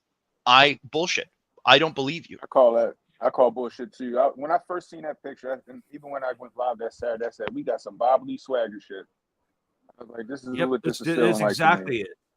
And the reason we do this, by the way, folks, is that then we can go back second by second and track that person who did it and track where they've been for the last 2 or 3 days. Every single place they've visited, every house they went into, everything. And they knew about a potential threat 26 minutes. Like 20 minutes before Trump even took the podium. So if they knew about the threat, for 26 minutes in total, why would you even let Trump go to the podium before either identifying or discounting the threat? Everybody's seen him. Everybody pointed him out. And did you guys hear about this? Like they think it might have been him or somebody else who had a laser rangefinder outside the entrance to the event, but then he went away from the entrance, and they think, but and I guess the entire and so this is that 30 minutes prior story, I think, where they actually saw him down on the ground and were vectored towards him. Did you guys hear about this? If you were seen using a laser rangefinder near the actual president of the United States, you would be treated the same as a mortar spotter with a cell phone was in Iraq or Afghanistan, right? Yeah. Person with a cell phone is hostile. Shoot him. It just and he had to have help, whether it was an inside job or something. There's no way that he was able to walk across a parking lot into the field with the AR. Possibly was the ladder physically was it attached to the building, or was that something somebody put there? Was it an extension ladder, or was that like a ladder that was already attached to the building? Well, so the ladder, evidently the ladder that goes up to the roof and that little behind the tree, evidently that's there prior to the day. But is it physically attached to the building, or is it? Yeah, that ladder is permanently attached to the building, but I don't know if that's the ladder he used or if he climbed up an aluminum ladder. So I don't know. And that's the thing. So if he had an aluminum ladder and he brought that aluminum ladder, nobody's seen the ladder. Nobody, even if he had the gun in a backpack, nobody stops him and goes, "Let me check that backpack, son." Or nobody sees the AR as he's walking across the grass. If he used the physical ladder that was attached to the building, why wasn't there an officer there to just stand there to deter anybody from going back there and getting up on the roof? So here's the funniest part, right? When you mention that, everyone goes, "Oh, but under the Fourth Amendment, he could walk around with blah blah blah." Meanwhile, last night, the U.S. Capitol Police in Milwaukee, Wisconsin, first of all, those words should never go together, right? But anyway, I digress. The U.S. Capitol Police stopped a guy carrying a backpack and said, "What's in your backpack, son?" And there was an AK-47 and ammo in it. So, you can't have it both ways, guys. It's going to be one or the other. And when you're at a national security special event, which is what Trump's speech was, which is what the RNC is, once you're inside that 2-mile perimeter, you lose a certain amount of rights. And they tell you that ahead of time. It's declared, it's put on TV, put on news, and they're going to do these things. Why that didn't happen here is an important question to ask, especially since it's now happening at the RNC. From what I'm hearing, Joe, the ironic part is that he was on top of the building that the police force was in, that the police were in, the staging area that they were using. He was on top of the roof of the staging area. Like there was no like I understand how. Like I know if you got the staging area, you need Wi-Fi or whatever. You got your Starlink or whatever they're using out there outside. Nobody seen it. Nobody in law enforcement seen it. It was all civilians. And if you want to test this out, I challenge you: get out a really good 35 millimeter camera, go to the nearest dam, and start snapping photos, and see what happens inside of 10 minutes. Yeah. Hey, it's funny. They have dam keepers for a reason. Yeah.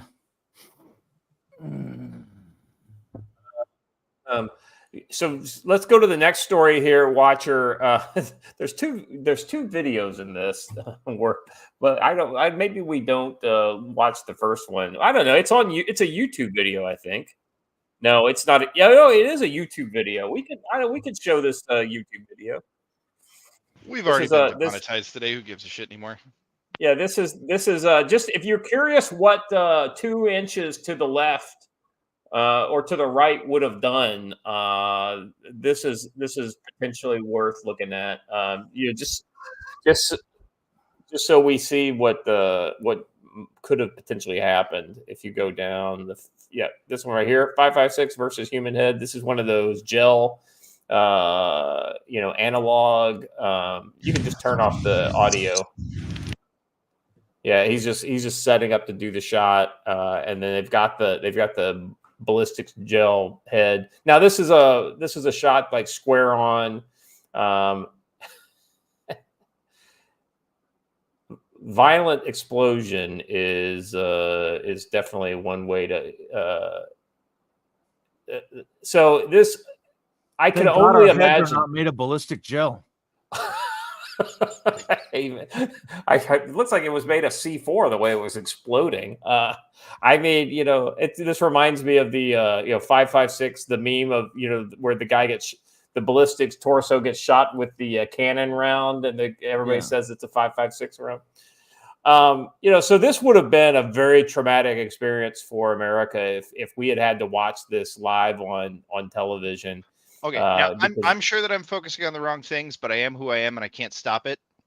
Do not fucking shoot like this. Yeah, yeah, right. I thought that when he first laid down, I was like, "What is he doing?" But looks like he's just shooting like a single round without a magazine in there. Is that what he's doing? No. He has a magazine. It's a California compliant magazine. What I'm talking about is this hand does not go on the ground. This hand does not go on the ground. These right here, these, my man, these are what go on the fucking ground. God gave you elbows so you would have a stable firing platform. So, ironically enough, one of the things that was added during the War on Terror, this would have been 07, maybe 06, was grounding your magazine, right? Like that became. The Marine Corps flat out says do not ever do that under any circumstances ever, and that was post when you were talking about. Shockingly enough, the Delta Force guys that were training us said absolutely. Now, if you do want to ground something, pick a piece of terrain in front of you, put your hand on that, and rest the barrel on top of the hand. That is a proper way to use terrain. Being in something like Delta Force or Navy SEALs does not an expert make, right? Correct. I mean. Hey, those guys do all kinds of dumb shit. Look, listen. As long as we're here, we're going to have this conversation. Those guys are the most superstitious people imaginable. They develop all kinds of dumb shit that they. This is a rabbit hole, Watcher, that we don't have time to go down right now. We can talk shooting some other time. True. Okay. Hitting the target is what's important. Wait, that's are we bottom line. Talking shooting. Hey, there's a $2 Rumble rant that I want to address real quick. Oh shit! I don't have my Rumble chat pulled up. Thank you for reminding me, Joe. Yeah, it's by Caffeine Pill. Caffeine Pill for $2 says, "Is habeas corpus legitimately suspended within these national security areas?" Then legitimately, I won't necessarily say yes, but let me tell you a story. when working with the Van Andel Company's executive protection team, during a national security event years ago, at one of their properties. There was one of us with a Secret Service agent at all times, and I was assigned to work with the Secret Service's protective intelligence team because that's what I did for Van Andels. There was a guy who had threatened Gerald Ford's son, Stephen Ford, and that guy was staying in the hotel. So the Secret Service decided that he was just under arrest for the entire duration of Stephen Ford's visit. So we went to his hotel room, picked him up, took him down to Grand Rapids Police Department. He sat there for the weekend. Then they unarrested him when the national security event was over. So yes, habeas corpus is suspended during a national security event, but not legitimately. It's just how they do it. They just do it. Yep. And we do have another $5. They had 48 hours to charge him. Decided not to charge him. So. All right, go. I'm just kind of clearing my Rumble chats here. Random PNW guy 84 for $5 says the one fact that separates the Vegas shooting and the shooting of the victim will probably be the next president. It's all on Trump. Will he let sleeping dogs lie? I think he will not let sleeping dogs lie. I think he will do something about this if he's given the opportunity. Yeah, he seems completely bothered by it. Like people's like, he looks tired. I'm like, yeah, like he almost got his head blown off on Saturday. Yeah, somebody just shot him. So somebody showed him this video. What would have happened if I had moved? They showed him this video. That would definitely. He would do his head. Probably that night, he's like, dude, if I was a millimeter to the right, it'd have been over for me. Like in retrospect, he's probably sitting there and he's like contemplating everything. I guarantee. He's probably saying something like, if I wasn't such a fantastic animated speaker, I would be dead. Exactly. That's the truth, though. If it wasn't for him, he always favors that right teleprompter all the time. Even in, if he didn't, if his head was just straight on to the crowd, it was over. If he's looking at that left teleprompter, it was over. But he, like you said, he moves a lot when he talks. So I'm guaranteed he's sitting there. He's contemplating life. He's contemplating this presidential race. He's contemplating it all. I'm telling you, because that's just like he came within literal millimeters of death. Not inches, millimeters. Yeah, Yeah. On the funny side, it's making me reconsider all the times I made fun of people talking with their hands. But anyways. All right, so let's move on to our next one here. Let me catch up. All right. Intentional failures. Representative Corey Mills triggers CNN host vows J13 committee to investigate Trump assassination attempt. Yeah, I thought this was a pretty good little piece of video here. Just go down to the. We'll just play the video. We won't worry too much. Yeah, give me just a second. My mouse was dying, and so I plugged it in, and it'll take like a second. There we go. Reconnected. All right, and so down below you got the video in a. Yep, there we go. I look at all of these things, and I look at different videos. Actually, hold on. Let's look at it on X so we can pull it up. Oh, this was very good. This was really good. These things, and I look at different videos where an assailant will pull a firearm on a law enforcement officer, and the first thing they do is they immediately pull and draw and mitigate the threat and the risk. I ask why the local law enforcement officer did not do so. The other thing is that when you set up an advanced team, I keep hearing this about the perimeter elements. Yeah. The perimeter is actually established by your threats that are in the area. So if I don't have any threats outside of 100 yards, okay, fine, I can cordon off a certain area. But if I have a building 160 yards, perfectly adjacent to the stage, that's an obvious threat, especially with an elevated position that has overwatch. Mm-hmm. That's a sniper's paradise. And we talk about Eagle's Nest. You also have, which no one talks about, but the water tower. So what I'm hearing from you is it's not a failure on the ground for sure, but 100%. Also a failure in advance. I think it's a failure in advance. I think it's a failure to have the counter snipers to be able to establish their range fin and their sketch maps. I also heard we've also learned that local snipers were stationed inside that building. I haven't heard that piece of it yet, but that doesn't necessarily make sense. Pause for commentary, both because that's an interesting fact, and if we number one, you never snipe. You never base snipers at ground level. That is even when you're moving on foot over ground, you put snipers in the most elevated ridgeline you can find, right? Mm-hmm.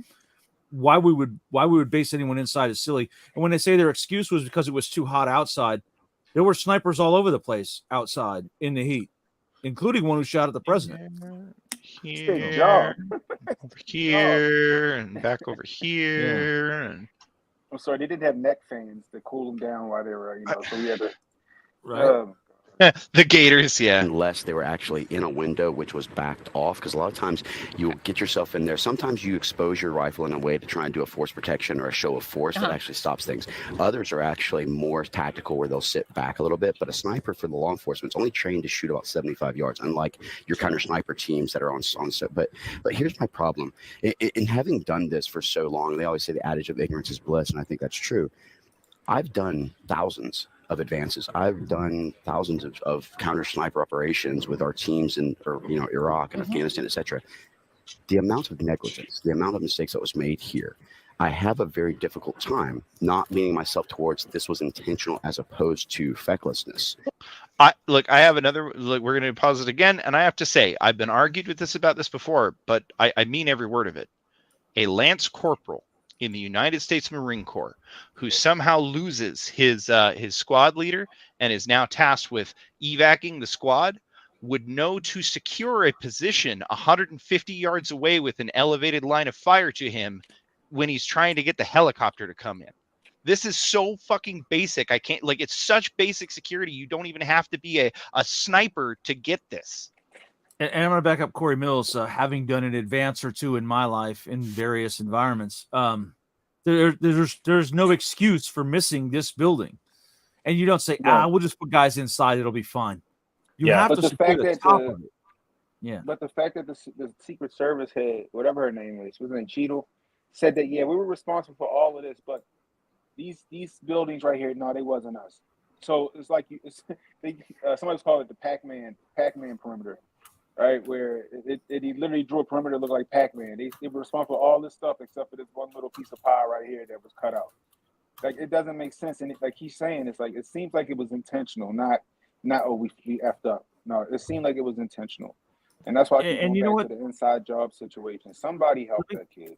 Let me go to a different example. If I was running a coordinate search operation and I had the Afghan National Army and the Afghan National Police backing me up, and they walked off their post and allowed the the Taliban guys to slip out of town, it's still my responsibility because I was in overall command of everything, even though the ANA failed me, right? It's still my job to make sure that that road is covered and they can't get out. Same deal here. Same deal here. Yeah, exactly. So I think you get but unfortunately, I think that a lot of the elected officials who are going to want this investigated is going to be few and far between. Hey, Bonita Beach, well done. Bonita Beach, that was a good well, before we jump back in, I do have to say, unfortunately, this is on purpose because we can't roll more than about 30 to 45 seconds, or they copyright without commentary, or they copyright strike us. I think never mind. Go ahead. Talk to me about that. I actually heard you say this right the day after, which I wanted to ask you about. What do you mean intentional? I mean an intentional. Which part is tripping you up here with the word intentional? I sit here and I scratch my head. You don't want to be the conspiracist. You don't want to be the. I'm telling you because that's what it. Define intentional. It's leaning. No, I know, and that's the issue, is that you walk this fine balance of you're not trying to be a conspiracist, but you look at it and you go, how could this have gone so? But it's one thing if someone on the street says it. It's not. I mean, you, Cornmills, member of Congress, former sniper, you saying it. I mean, it makes. What was that, Kanan? So stand your ground, Corey. What do you mean intentional? Now you're trying to make them out to be like some crazy, wild-eyed conspiracy theorists. Like half of America is not sitting here like, nah, somebody helped him. Well, I actually think he's playing it good here because I'll be honest, they want him to come flying off the handle like a crazy conspiracy theorist. So what he does instead is do that. Look, I don't want to be crazy. I don't want to be any of this. I'm just telling you what I see. If I was him, though, I would have said, hey, if you shut up for 10 seconds, I'll answer the question. But isn't this the same? This the same woman that was on the scene, right? Where she was interviewing the people, and a couple of people was like, "Yo, we heard shots coming from the water tower," and she completely tried to shut them up real fast and try to cut to back to news station. I still maintain that the one sniper ducking is because someone did shoot at them. So my eyebrows go up. When you say you're walking the line on this, intentional what? It almost seems to me, and I think that an investigation is necessary at this point within Congress, not just the FBI, not just others. I look back at it and I'm thinking, all right, for an individual, if you looked at the escalations and how they are trying to approach him, let's just say that it was like, okay, first we want to censor and silence you, then we want to indict and imprison you. Now we're attempting to kill you and take. Whoa. Let's slow down. Please. I'm hearing two things from you. I don't want to jump ahead of things, but I'm also hearing you jumping ahead of things. Well, actually, I'm just looking at all the different possible capabilities.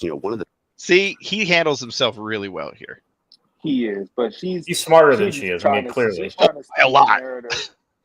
Whoa. You heard she went. Hey, you can't say that on my show. I don't want you to say that because people might listen.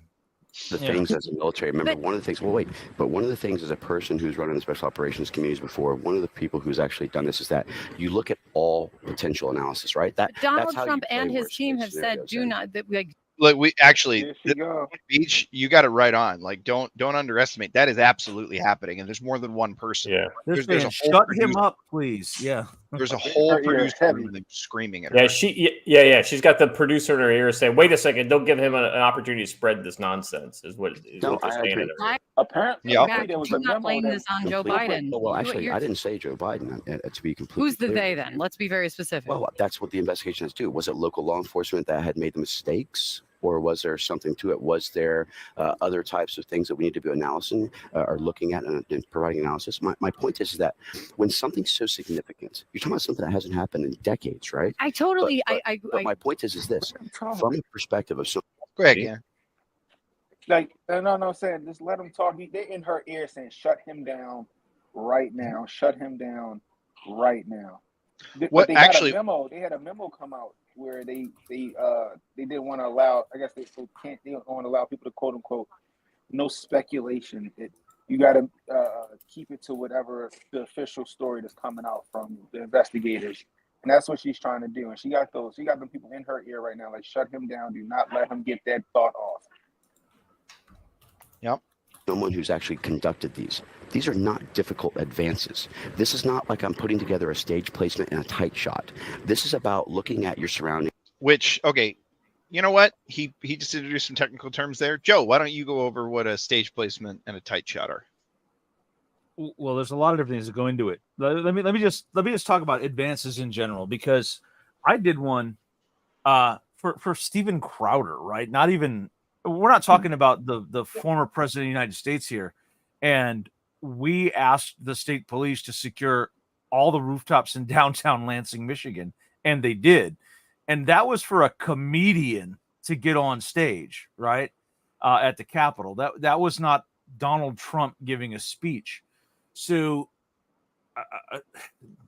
if you've got a spot that has a wide angle view, which is what he's talking about here, rather than a real limited ability, you should have that secured 100%, regardless of its distance, because there are guys who can make some seriously long shots that are in the threat profile for Donald Trump.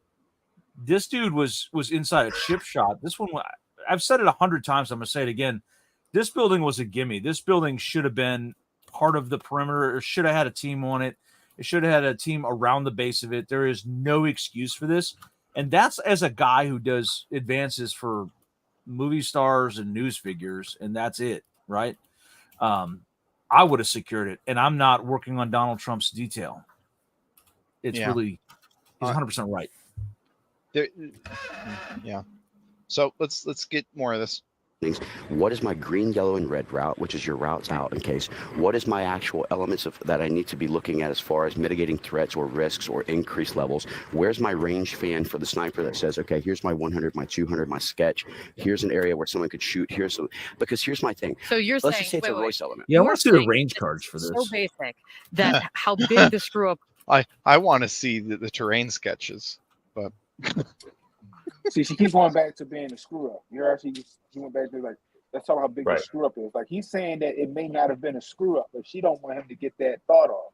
So she keeps going back to it being. Well, but he protects himself by throwing the, hey, listen, I'm not saying that it's like a ne'er-do-well out there doing something intentionally. It could very well be a product of incompetence, but ultimately you have to get to that end. You have to pull the thread until you find out where it goes. Well, right, but it's just the fact that she's trying to derail that thought is 100%. She is. Yeah. We're here, and a lot of people have been trying to say that this is one of those what do you call it, the individual complex things where one person just said, well, we're going to do a bad standalone complex where one person said, okay, well, we're just not going to do a very good job securing this building, and another person said, well, we're just not going to do a very good job on the pre-routes. We're all lazy. Right. Look, I'm sorry, no, this cannot, there are too many other people that were involved that would have caught this. Something happened deliberately that hid this from all the other competent people on the team. Exactly. That's exactly what he's saying. She's trying to discredit that, or she's trying to make him look like he's jumping the gun. But that's her job. That's her job. Yeah. That's what's leading your brain down the That's throat. exactly right. In a way. But because here's the other thing. Let's Tom just say Emmer it's was a just on. resource. Tom Emmer was just on with me, and he said very specifically. I'm gonna try and skip I wrote it down. That's why an investigation. Investigation is necessary. Is it not dangerous? Is it not? Wait, is she trying to say we shouldn't do an investigation now? Because that's like exactly the what most she's saying. basic shit. Reckless. That's exactly what it sounds like. To even be throwing around the word intentionally. So to question things as we do an investigation is recklessness, because at that point, then should we never question anything? My point is this. I'm not trying to be PC. My point is in the political environment that we are in. What would it have taken? Right? Let's just say that resources was limited. Let's go with that as a reasoning. So how many times have you seen where they just put a police car inside of a parking lot with not an officer in it and just leave the lights on as a deterrent? Why couldn't that have been a simple thing that was placed in? Why couldn't we have said to the owner of the actual AGR company, hey, look, we don't want to disrupt your business, but we also want to make sure your parking lot is clear of people trying to park in there for the rally. Why don't we place an officer there? My point is that this was too easy of a solution. And when I think about 160 I'm just so uncomfortable with even having. I'm uncomfortable with having to say it. Trust me, my whole point is that I would like to look at this and say, where was the mistake made? How he's handling himself very well. How was this actually done? But I think that this does warrant he's a politician. Where we can actually look at it and say, listen, you're a news reporter. You don't have to be comfortable. You have to deal with the uncomfortable truth. A political thing. This is about, we had an attempt to assassinate a president. We really need to understand what a serious matter this is. And this was a milliseconds or millimeter difference between this being an attempt and this being an assassination. And I can tell you, at 160 yards, Kate, just to give you an idea, your off-the-shelf rifle shoots what they call 1 minute of angle at every 100-yard line. So at 100, it's 1 inch. 200, 2 inches, etc. So now you're talking about 1.6-inch grouping capability of a rifle off a manufacturing line. Your average human being, because we used to do this in understanding sniper training, you're 20 inches shoulder to shoulder, 40 inches head to waist, and you're 6'8" in your average head size. These are kind of the dimensions that you look at as an average. You're talking about a 1.6-inch grouping for multiple shots on a basic rifle. We're blessed, and I do believe in divine intervention, so I am a person of faith. I can't explain one. I hope that it was a corrugated roof and maybe he slipped off on one of the edges of the corrugated roof or he was rushed. But the whole thing, I think, just needs to have a better explanation so that the American people.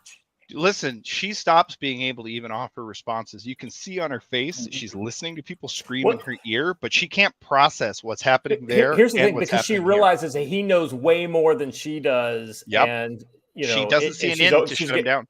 She's like, well, there is that seed of doubt. Maybe he knows something I don't know, and I should listen to him. When everyone can feel comfortable. And I think that's why really real for people her. are saying pump the brakes because. Sorry, Kanan, go ahead. I said, he just made it really real for her by going back and making that visualization of how close it came to, Trump came to dying. You know what I mean? So it's like to say that we have to rule out. Saying that we can't investigate possible inside job is asinine. I think he's making a great case for that by using that imagery. Yeah, I got to say before we move on that Stevie J here is correct. This woman's face looks like it was created in a Cybertruck production factory. Listen, don't doubt her face. She paid a lot of money for that.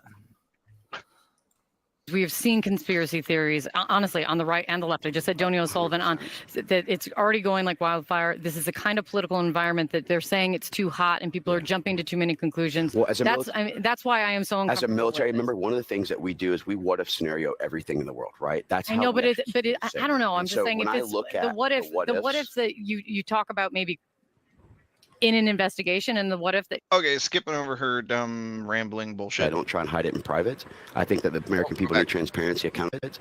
I say in the public, I don't try and hide it in private. I think that anything that I say You go to jail on conspiracy. I think that. Yeah, I think we've got about what we're going to squeeze out of this. So anyway, I thought this was a really good clip. Go ahead, Kanan. No, I'm saying you can go to jail on conspiracy, and then on top of that, this investigation is still ongoing. So all conspiracies should have some kind of credence right now. So they got correct.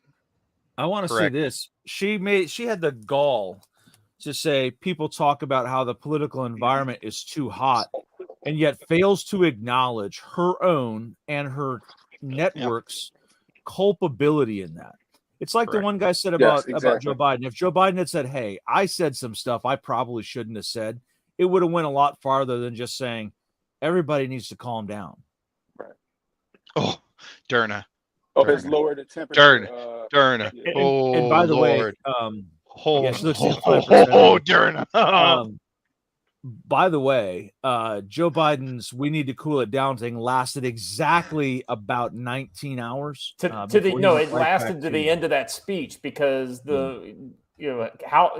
congressional Democrats were absolutely throwing mud within the hour. I know, but I meant specifically him because the next day he said Donald Trump was a threat to democracy. So, well, gentlemen, to move on, I think we should listen to the words of our elders, our elder statesmen who have been in the game a lot longer. In this case, Ron Paul.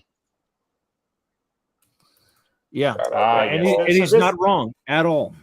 You will never know. This is good. I wanted to make sure that we got this in here.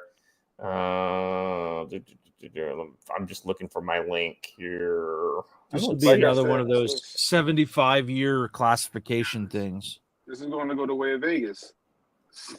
This is what's going to happen. They're going to say they don't want to compromise presidential security methods and techniques. Well, and you can't know what happened.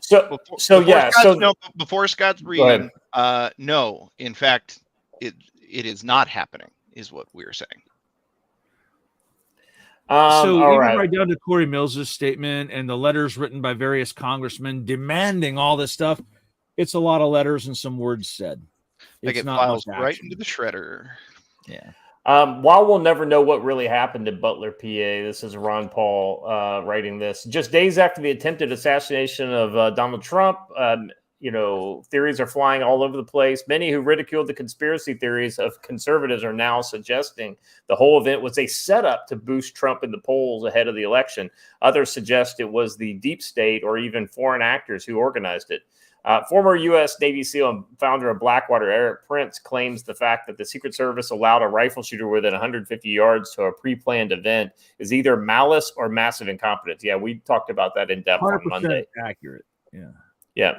He went on to observe that unaccountable, bloated bureaucracies continue to fail us as Americans, adding that unserious and unworthy people in positions of authority got us to this near disaster. Merit and execution must be the only deciding factors in hiring and leadership, not the social engineering priority of the day.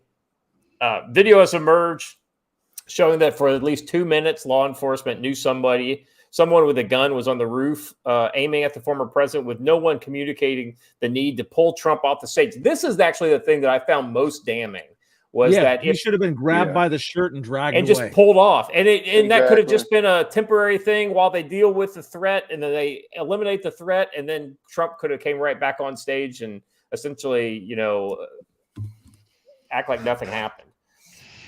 If this is like any of the other previous government foul-ups, we could expect hearings, investigations, and commissions that will actually serve to hide the official errors or even malicious intent of some in the government. That's what government does, no matter who is in office: protects itself from actual scrutiny and resists being exposed as incompetent or worse.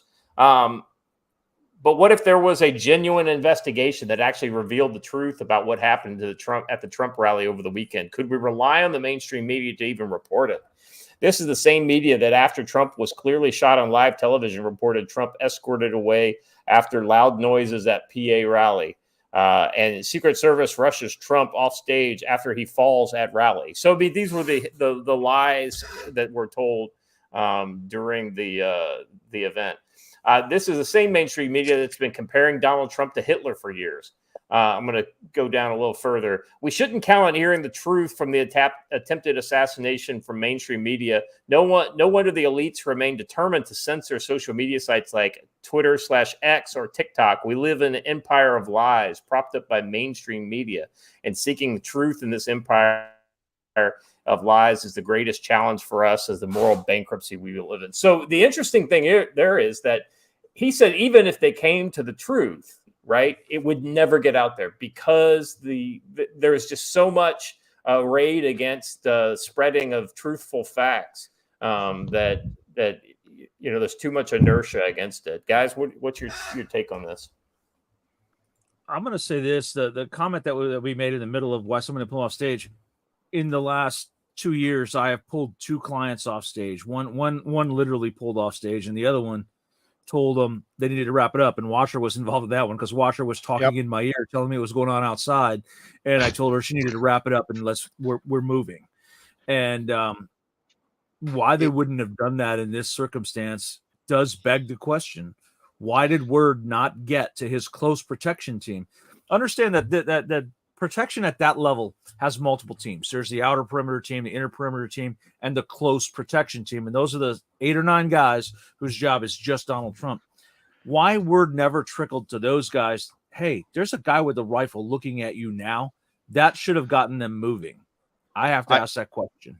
Why not? But before we move on from a highlight of my life that I like to bring up whenever possible, if you ever played Cyberpunk and you played the mission where T-Bug walks you through everything, hey, guess what, guys? I got to do that.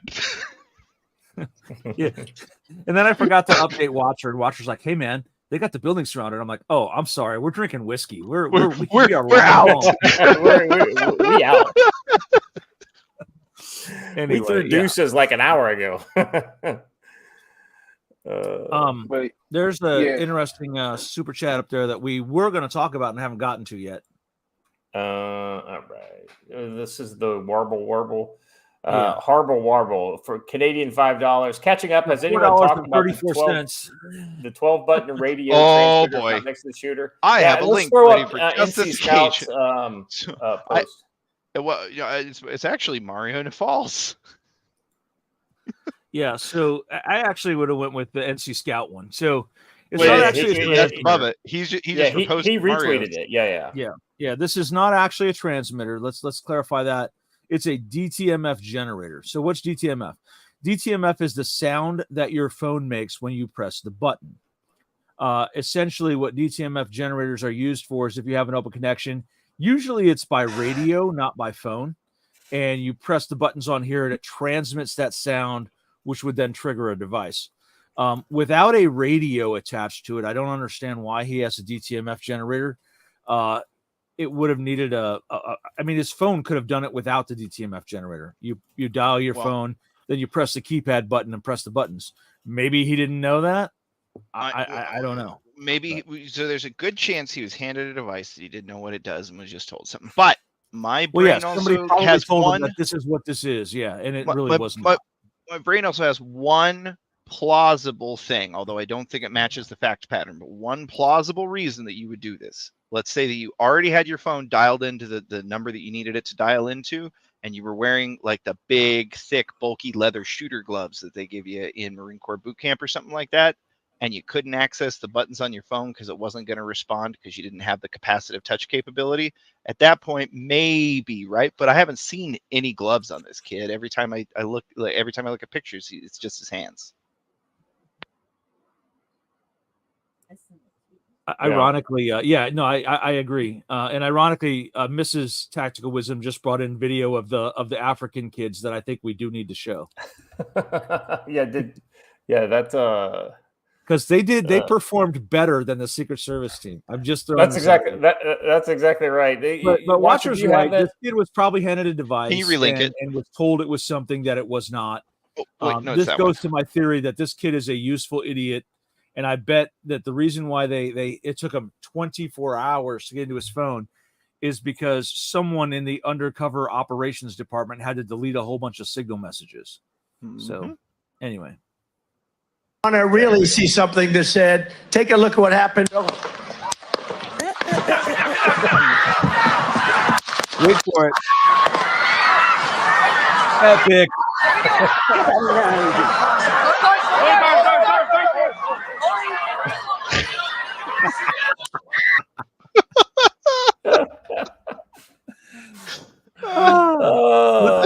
Listen, though. Where is it in a better and more coordinated method than the Secret Service did that day? I bet they were able to holster their weapons better too. I would tell you what, man. When they get old enough, they need to come see me. Oh, so we got one last thing before we move on from. It's like we're at 2:14, man. I know, Anyway, but okay. So, I guess maybe before we wrap up, but this is something that you would have known about this on mainstream media. This would have come out because it happened literally an hour before the shooting, and there were people ready to come out and just start blasting that this had happened, and the assassination attempt threw a bucket of cold water on that. But now they're starting to leak it out through other sources. Yeah, this is interesting. So right before the Trump rally in Butler, Pennsylvania, a group of moderate Hill Democrats held a tense Zoom call with the White House to express the concerns about Biden's ability to win and their ability to win. Should he tank and take them down with him? The call was even worse than the debate. One of the participants told me he was rambling. He'd start an answer and then lose his train of thought and then would just say whatever. He really wouldn't complete an answer. I lost a ton of respect for him.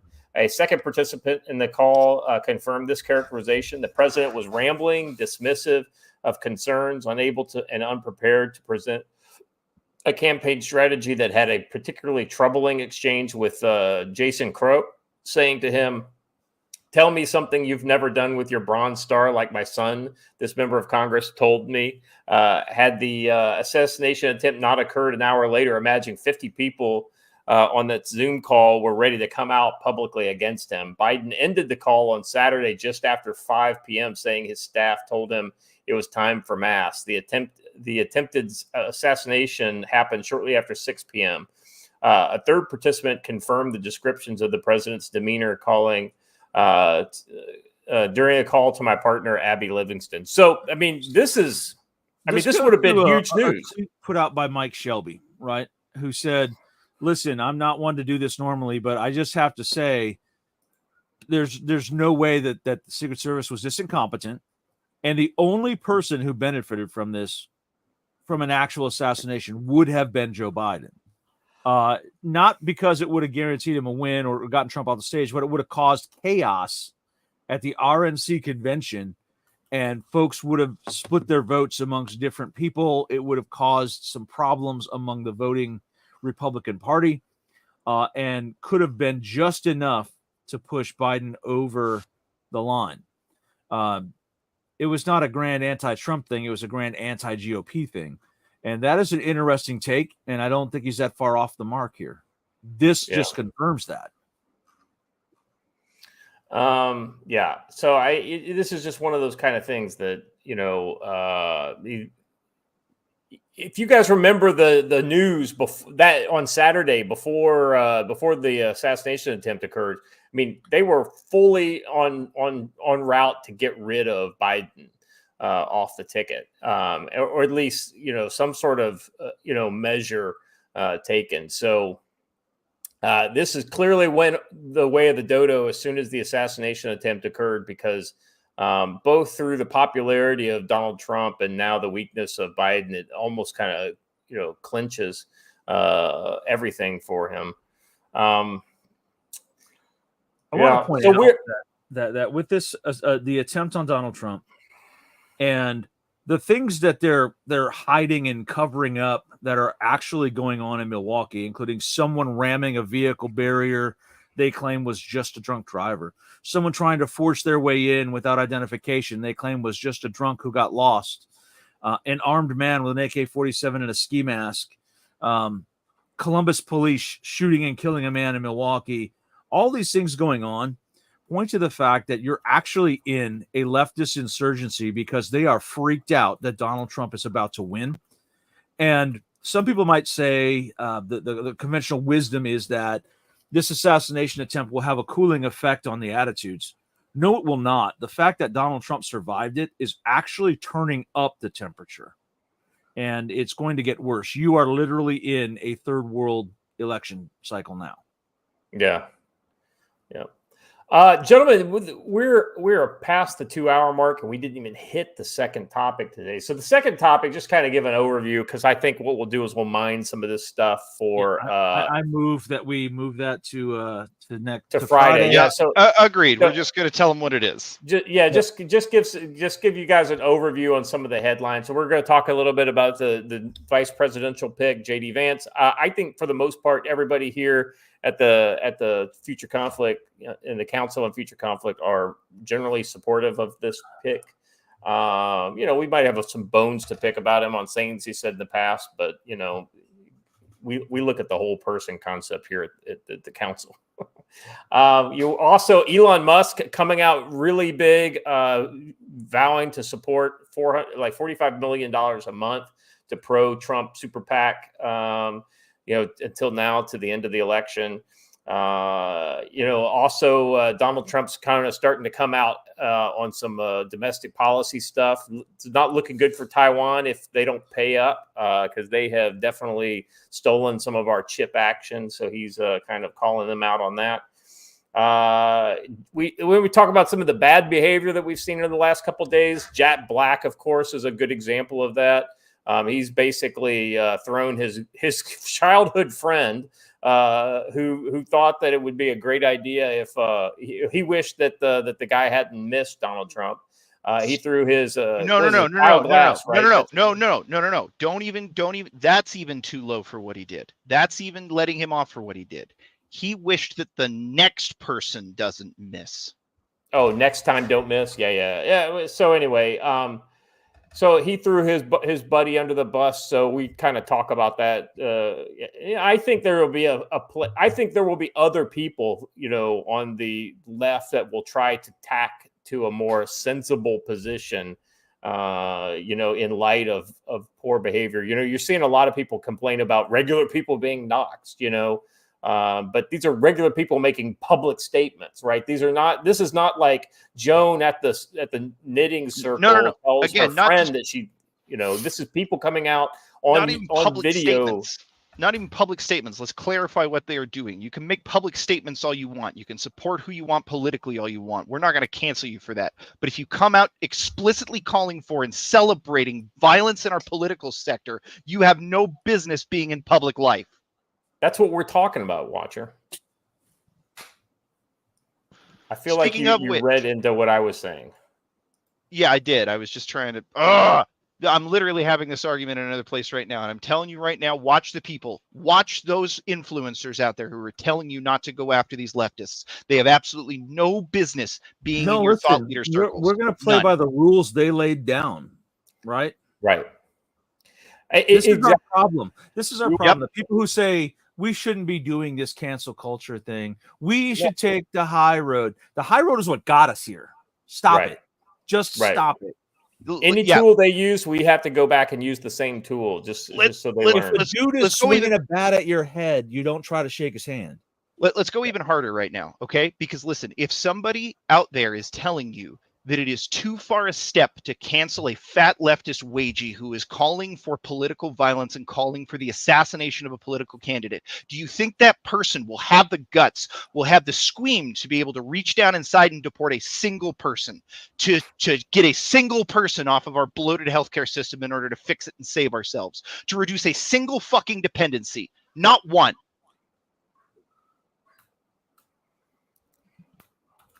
I don't think that's how you spell that word, Pinochet, but yes.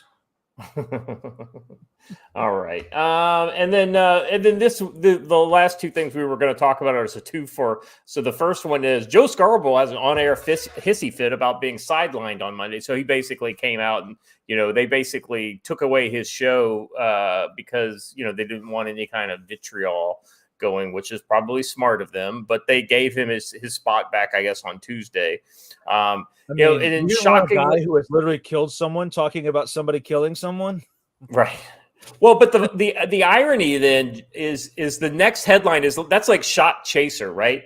And so the next one is demand for truth is on fire. X usage hits another all-time high following Trump assassination attempt. The whole point is that people are so fed up with this crap that they're getting in the mainstream media that they're searching out these alternative platforms, such as YouTube channels like ours, or people that they trusted sources of expert opinions and advice.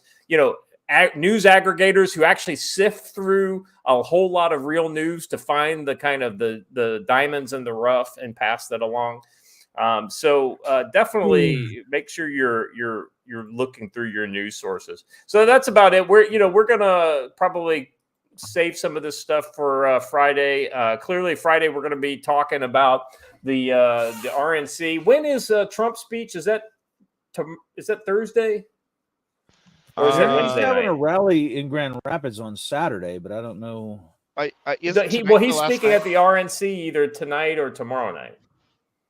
Well, the RNC ends today, I believe. Yeah, today's okay. The last Then day. Okay. Then it's his speech will be tonight. So we'll have his speech to talk about, and then I'm sure we'll have a plethora of other things going on, and hopefully we'll get some more information, actual factual information about this shooter, and some more information about the entire attack. So, and once we do, we'll pass that along, and of course, we'll start looking at the domestic kind of scene. Joe, let me ask you. This is probably a good kind of wrap it up question to throw to you. Do you foresee any kind of leftist agitation and disruption, because they sure as heck haven't really turned out for the RNC in force? I mean, there have been some protesters, but nothing like what we thought. A dude with an AK-47 trying to get in the perimeter last night. Well, that's one guy. Nobody shot. You know what I mean? I It's did like see him attempting to disrupt a Trump speech with the pro-Palestinian nonsense. They were out there on Sunday night, and they were out there on Monday. They weren't really out there that much yesterday, but that could have been because everything was on lockdown because the Columbus police killed a guy. So that could have dampened the spirits because the whole area was locked down. We will see what happens during the Trump speech. I wanted to address something. Sox asked, wouldn't there have been a shot tracker there? No, because the entire premise of a shot tracker is it doesn't work until a shot has already been fired. And at that point, it's too late. Yeah. So that's not really a protection tool. That's an investigation tool. So anyway, so I would see some sort of a grand push. I've been really tracking Mike Shelby's Far Left Playbook. That's a really good thing you should subscribe to. Correct. But he said that they really haven't been able to mobilize much this year because they haven't had a galvanizing event. But we'll see how they do during Trump's speech, whether it's tonight or tomorrow, whichever. We'll see how they do. Well, between now and then, we'll find out.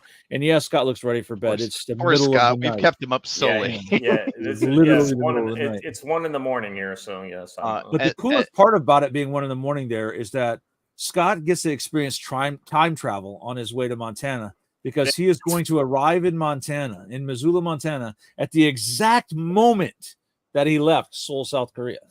Exactly right. I take off like at 6 something in 6:15 p.m. and I arrive. Yeah. So it's crazy. So I thought that was the weirdest thing that it worked out that way. I was like, wow. Anyway, I'll be sitting in the parking lot of Missoula Airport on Tuesday.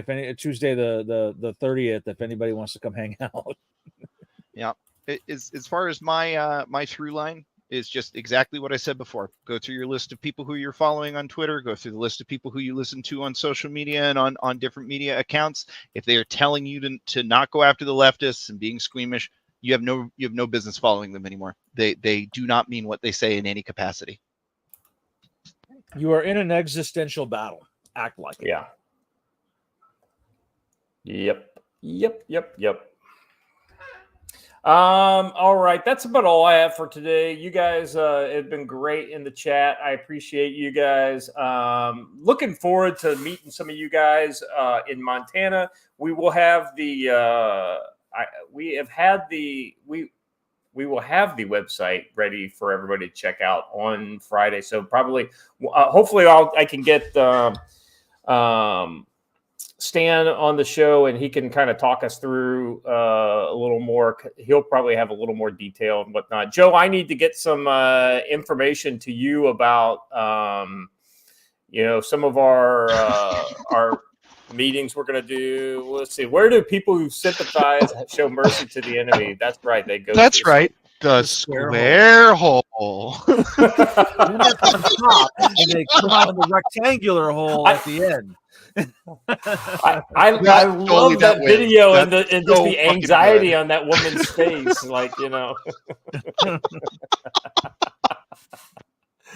Oh boy. It's so funny, but you want to cry. First of all, cervix hammer, great idea. Stormy, really? It would be me and Scott if it's going to be anybody. Post feet. NC Scout's beard is too scratchy. Don't ask me how I know. Yes. Well, actually, maybe that would be an opportunity for you to reignite your coupledom with Sibley. You guys, of course, have spooned. Yeah. All right. Thank you, everybody. All right. Appreciate you guys all being here. If you haven't done already, subscribe to the channel, like the video, hit the bell for notifications. Let your friends know you're getting some funny and good content here on the Council on Future Conflicts. As always, we will be back on Friday morning. Thank you for your support. And as always, stay safe.